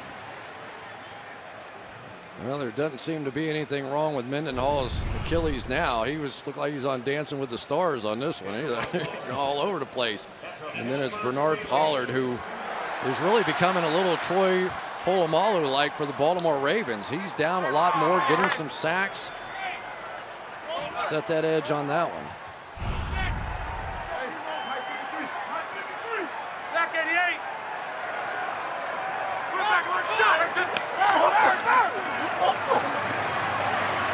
Leftwich hanging in, throws underneath, and that's caught by Wallace up at the 44-yard line.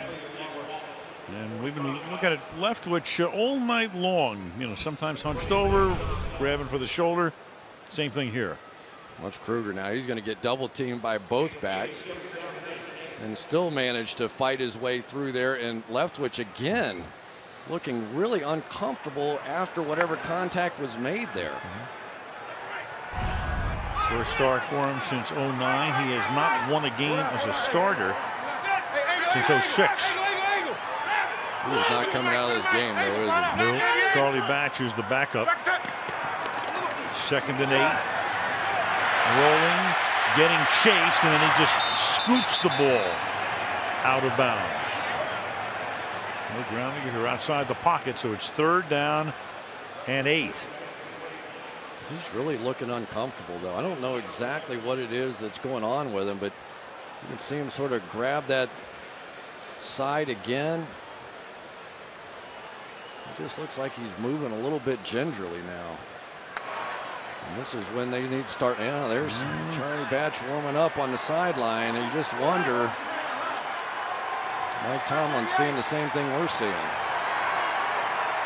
3rd and 8.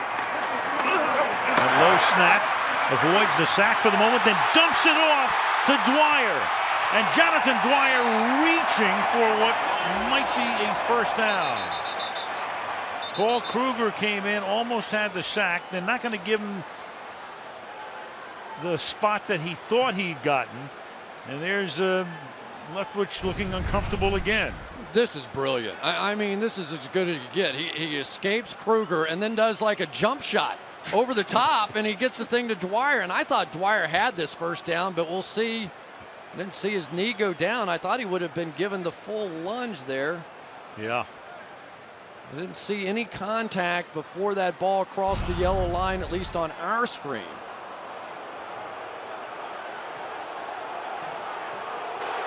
Well, the crowd doesn't like the spot. That is a challengeable play if Mike Tomlin wants to challenge. One of the problems is they only have one timeout left.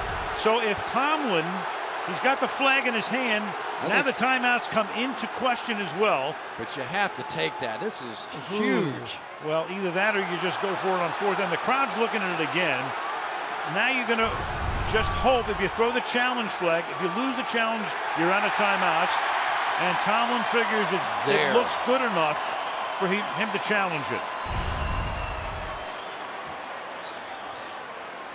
So we'll see if they pick up the first down after Walt Anderson is goes challenging under the the hood. ruling on the field that the runner was short of the line of game. The answer when we come back.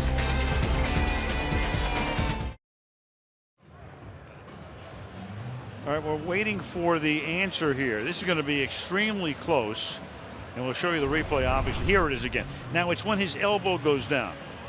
Where is the ball when his elbow goes down? Remember, the officials cannot look at this with the yellow line. The elbow's down.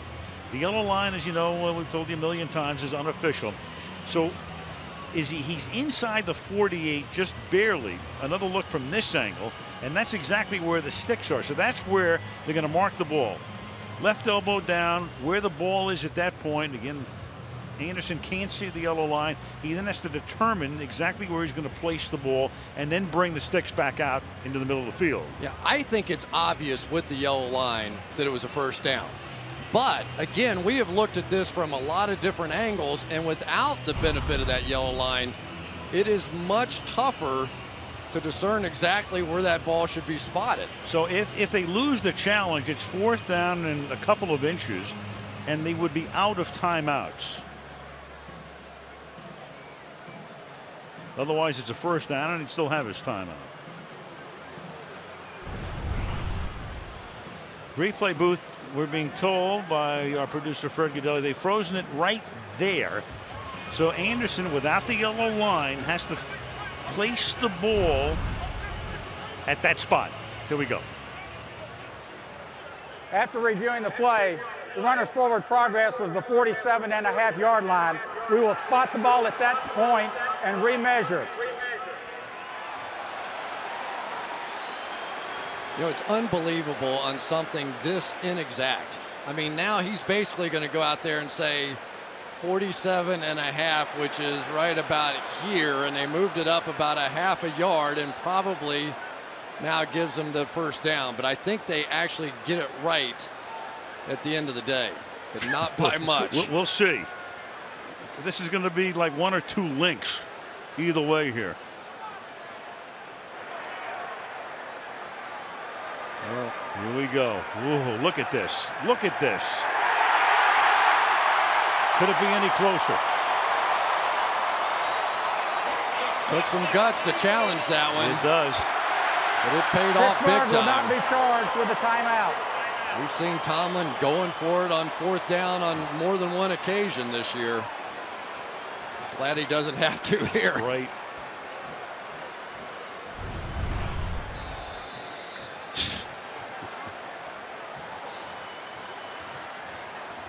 Salute to Red Cashin. First down from the 47.5. We know exactly where it is right now.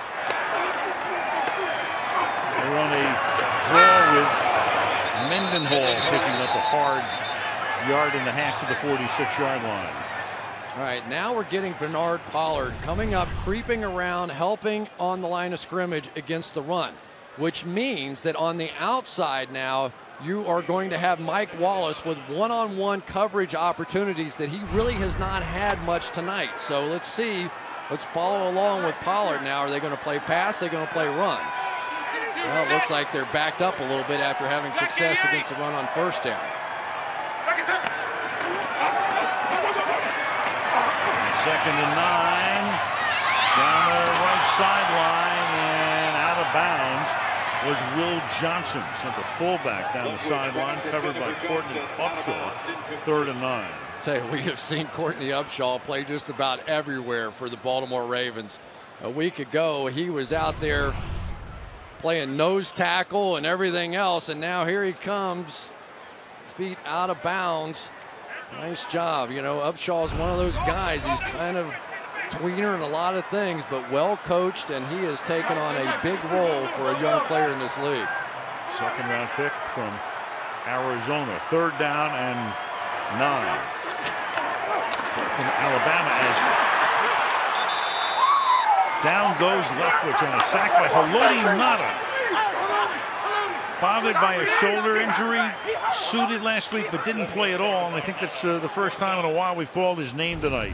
Well, they were bringing the blitz, and he had to come through. Max Starks had to handle Suggs on the outside, and he really kind of didn't either. He was stuck between and betwixt and decided that he couldn't get to either one of them, I guess. 4th and 19, and back to the 12-yard line is Doss running this one back up to the 19. So make sure you know that Upshaw went to Alabama. Gotcha. Number 2 in the country to see him Notre in the Dame. national championship game. Yeah. 3-point game, 10-13 left in the 4th.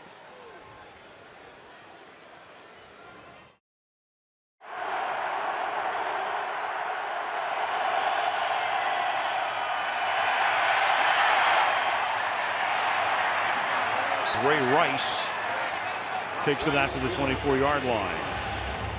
A little pressure starting to get there now. We're seeing Lamar Woodley, who's been playing much better of late, starting to have a little bit of impact on the game. This is the old style Pittsburgh Steelers, where if you couldn't block these 2 outside linebackers, you couldn't win. Woodley's starting to crank up the heat a little. Good pressure that time.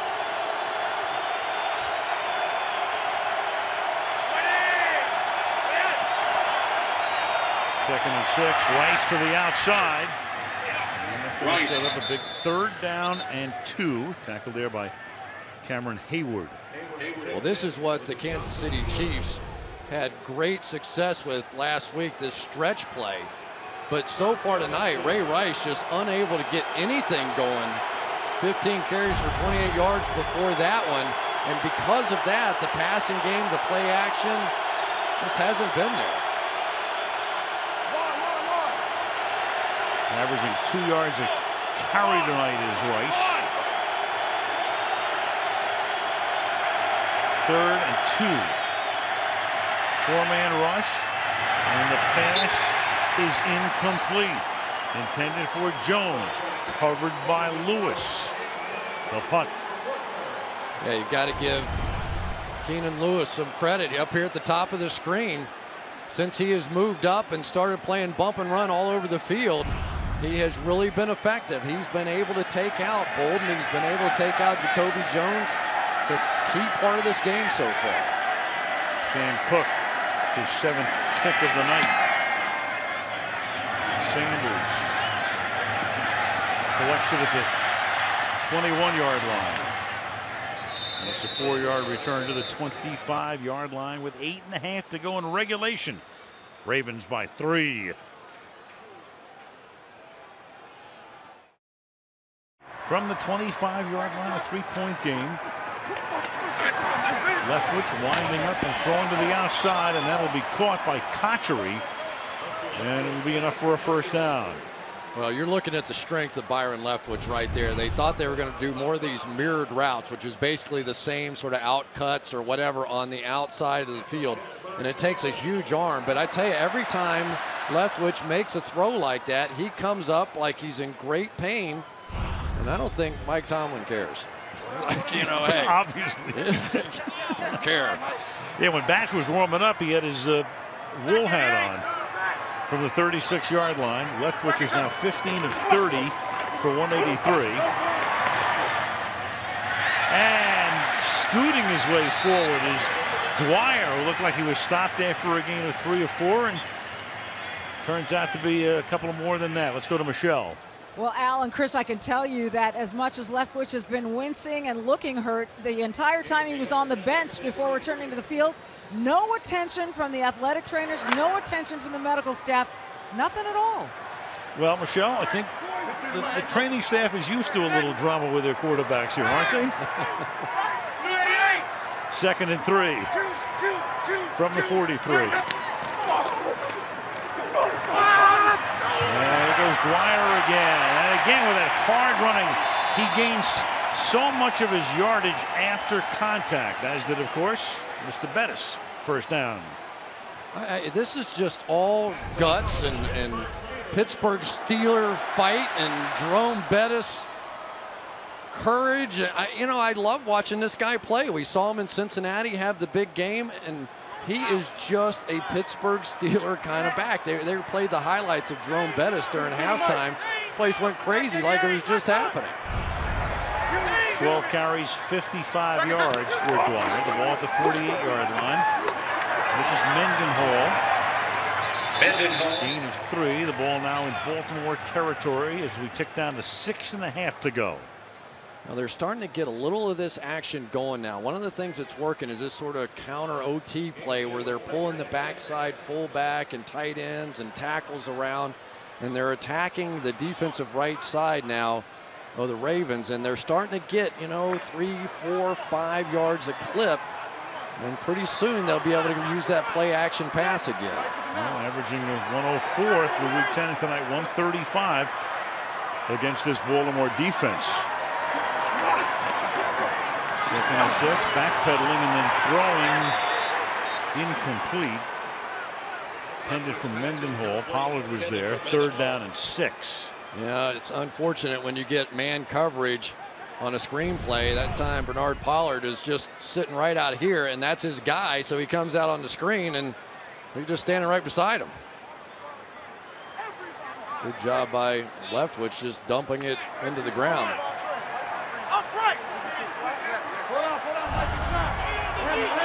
From the 49, with Roethlisberger looking on, 3rd and 6.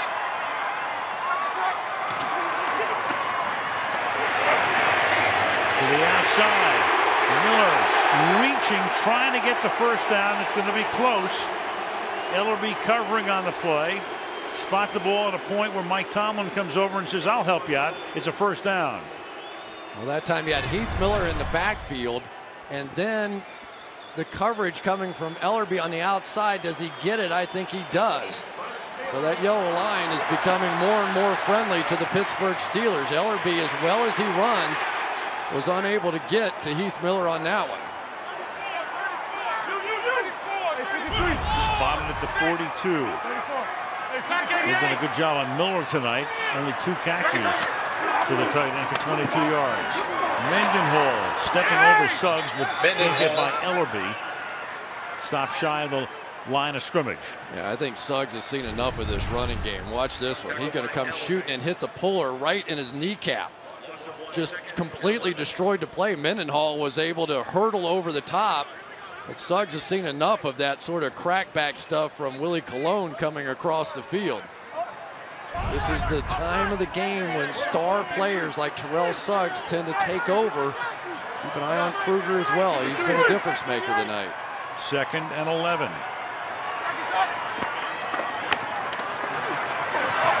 Good protection. Pass is one-hopped. Incomplete by Wallace. 3rd and 11. I don't know if he's hurting or not, but that's a big miss. You just can't put that any other way. This is great protection. Plenty of time to wind up, step into the throw, and one-hop it. You know, it looked like Wallace actually could have made a little bigger effort to come scoop that thing up. This is a bigger play than would otherwise normally be because of the timeout situation. Give the ball back to Baltimore. They can only stop it once. 3rd and 11, and look out, he gets sacked big time by James Ahedebo. James Ahedebo hasn't even been in there that much tonight. All of a sudden comes in on a safety blitz and sacks him. They just brought too many guys to this side. They got 3, and Ahedebo is going to loop down inside once the 2 other blockers are occupied. And Leftwich just didn't pick it up. So they're forced to punt on a 4th and 18. Jacoby Jones calls for the fair catch and makes it at the 14-yard line. And now Baltimore can begin to go to work on the clock as they go to work on Leftwich on the sideline.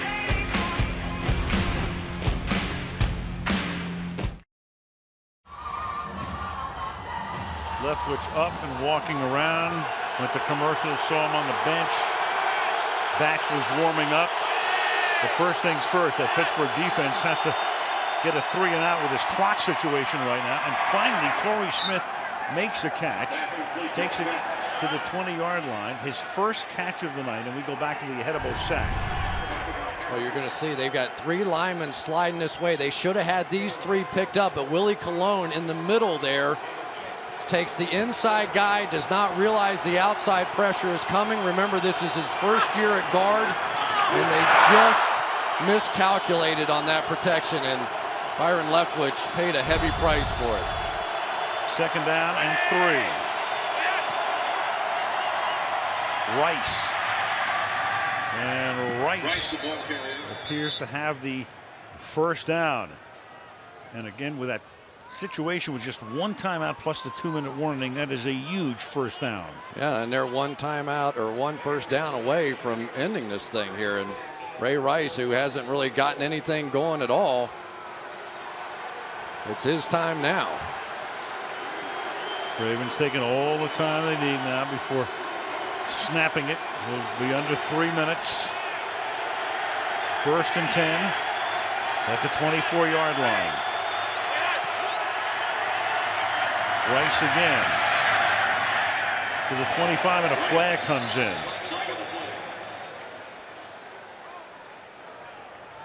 Tripping, number 50, defense.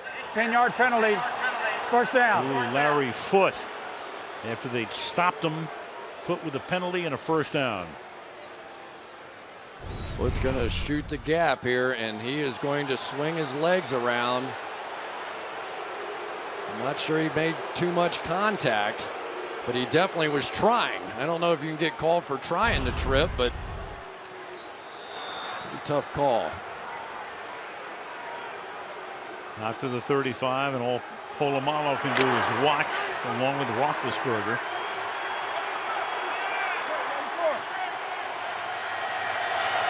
From the 35-yard line. Here's Rice. Rice up to the 39-yard line. So does Pittsburgh want to take its timeout here on this side of the 2-minute warning? Well, regardless of where they take the timeout, this is it. They cannot allow another first down. So much on the line in this game for Baltimore to come in here and basically have one touchdown on a punt return and beat Pittsburgh in their house. Huge ramifications all around the AFC. 2nd and 7.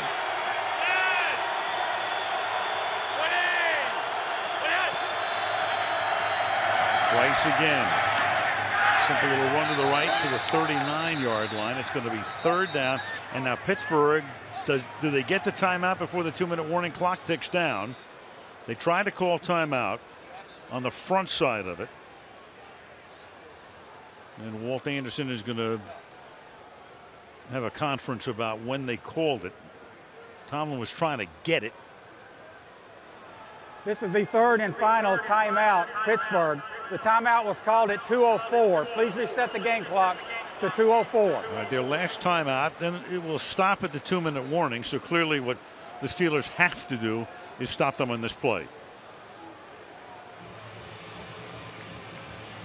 Well, we started the night by calling it 4 quarters of fury and maybe even overtime with these guys. Who knows? It's Baltimore and it's Pittsburgh. And we've been seeing this for a number of years, Chris. It's as good as it gets for my money. It really is. And I've been in a part of this game for long enough to know now that everybody on the Pittsburgh Steelers defense is saying, keep your eyes on Ray Rice. This is the moment where you have to cover Ray Rice out of the backfield, maybe a run, maybe a pass. He is the guy you have to protect against first here. 3rd and 7 as we go to the 2-minute warning after this play.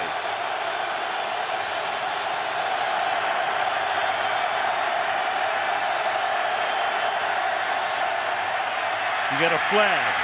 There may have been an offside. Flacco is going to go down, but it might have been Kiesel. I couldn't tell on the I think it was line. Woodley too. I thought Woodley jumped it. If it is offside, it's going to be 3rd down and 2.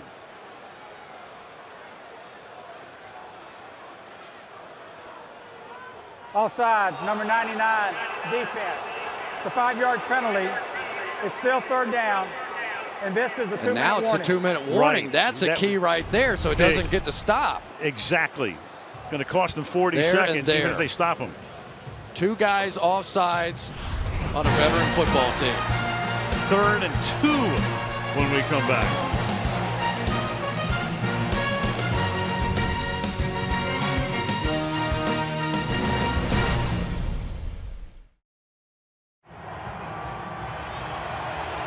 That penalty so big in 2 ways. Number 1, it turns a 3rd and 7 to a 3rd and 2. They get a first down, the game's over.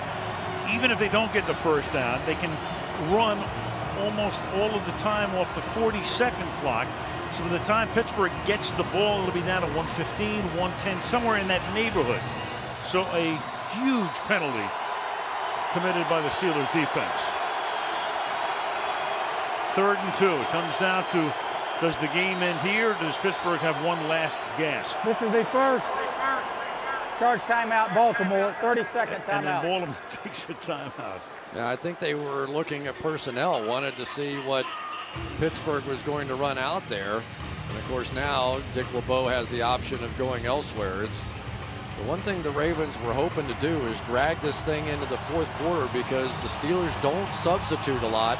Thought they had a chance to wear this defense down, but the Steelers defense hasn't worn down at all. They haven't allowed a touchdown yet in this one. As usual, Wendy's postgame report will be coming up. Jets. Here we go again, down to the last 2 minutes with these 2 teams again.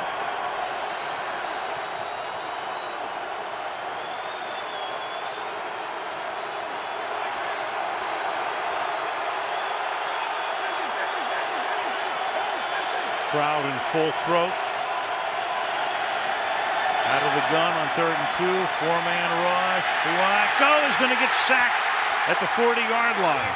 That's Harrison. So they will get the ball back, but now they can take all of the time they want off that play clock and give it to Pittsburgh with a little more than a minute remaining and no timeouts for the Steelers. Well, let's start with the obvious. The back end was completely covered. Flacco decided not to take a chance on throwing the ball. Picked up across the board, and then James Harrison eventually gets home.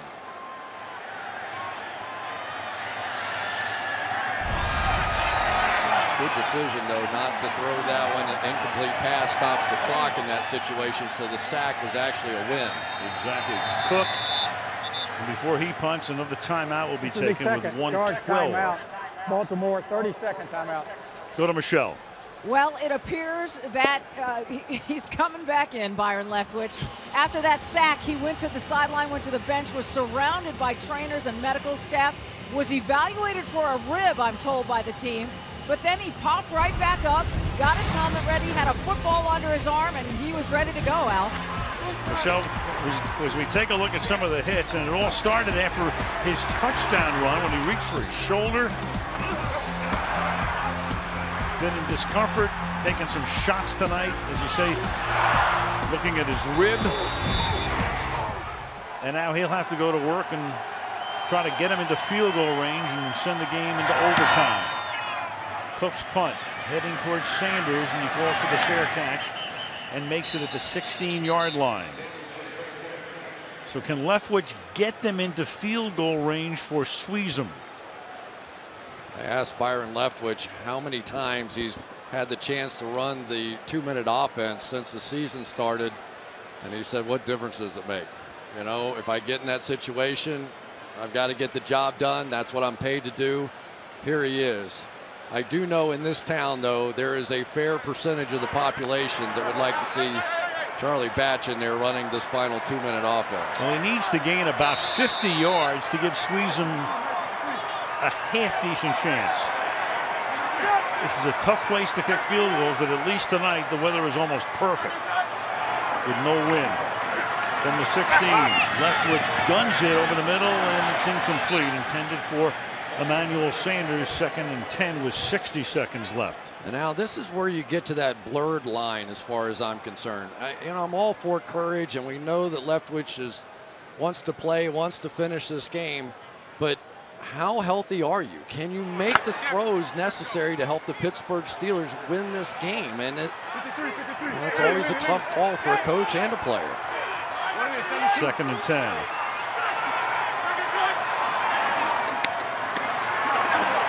And Leftwich will sling its sidearm, and Mendenhall, I don't know why he doesn't go to the sideline there. He gets the first down, but the clock keeps running. Precious seconds being ticked away at the 28. And Mendenhall's got to go out of bounds there.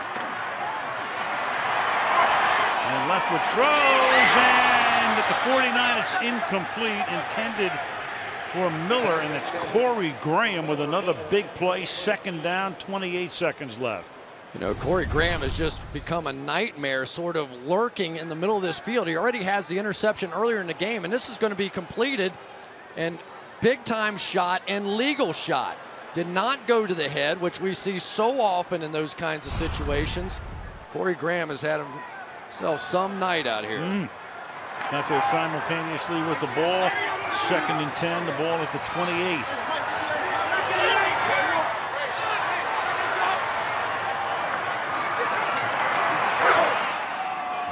Which throws, and that's going to be dislodged at midfield by Pollard. Cotchery looked like he was going to hole it in, and Pollard, known for big hits, extracted it.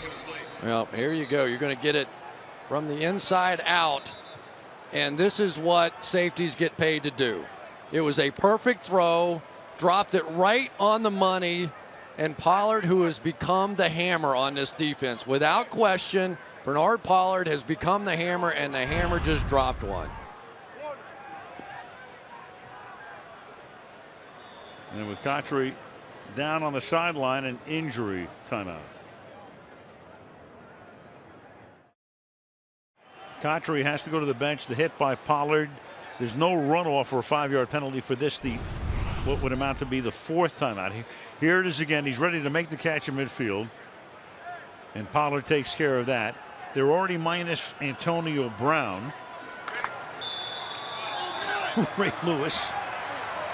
You know, you almost have to throw this one down the field 22 seconds in order to get a completion and get the clock stopped. This is almost Hail Mary time. And it's a low snap, and Leftwich is able to extend the play, and then he's going to launch one deep downfield and incomplete.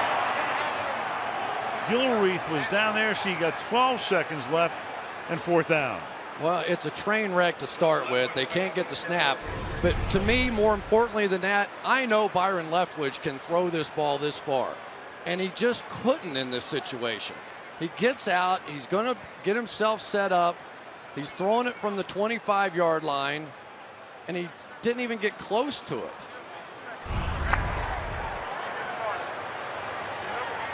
So somehow, some way, barring a minor miracle, he's got to get the ball at least to the outside to stop the clock on 4th down. Hangs in there, throws it underneath at the 31. That's Wallace. And now they'll run the old how many laterals can we get into it play. And it winds up in the hands of the Ravens, Courtney Upshaw, and that will take us to the finish line. Well, the night that started so promisingly for the Pittsburgh Steelers, less than a minute into the game, they get a touchdown. But Jacoby Jones with the biggest play of the game, the punt return. It's all about defense as it normally is in this series. And the Baltimore Ravens have put themselves in tremendous shape in the AFC North. They really did. But for the Pittsburgh Steelers, blowing those 2 timeouts was huge. You can't make those kinds of mistakes in big games like this.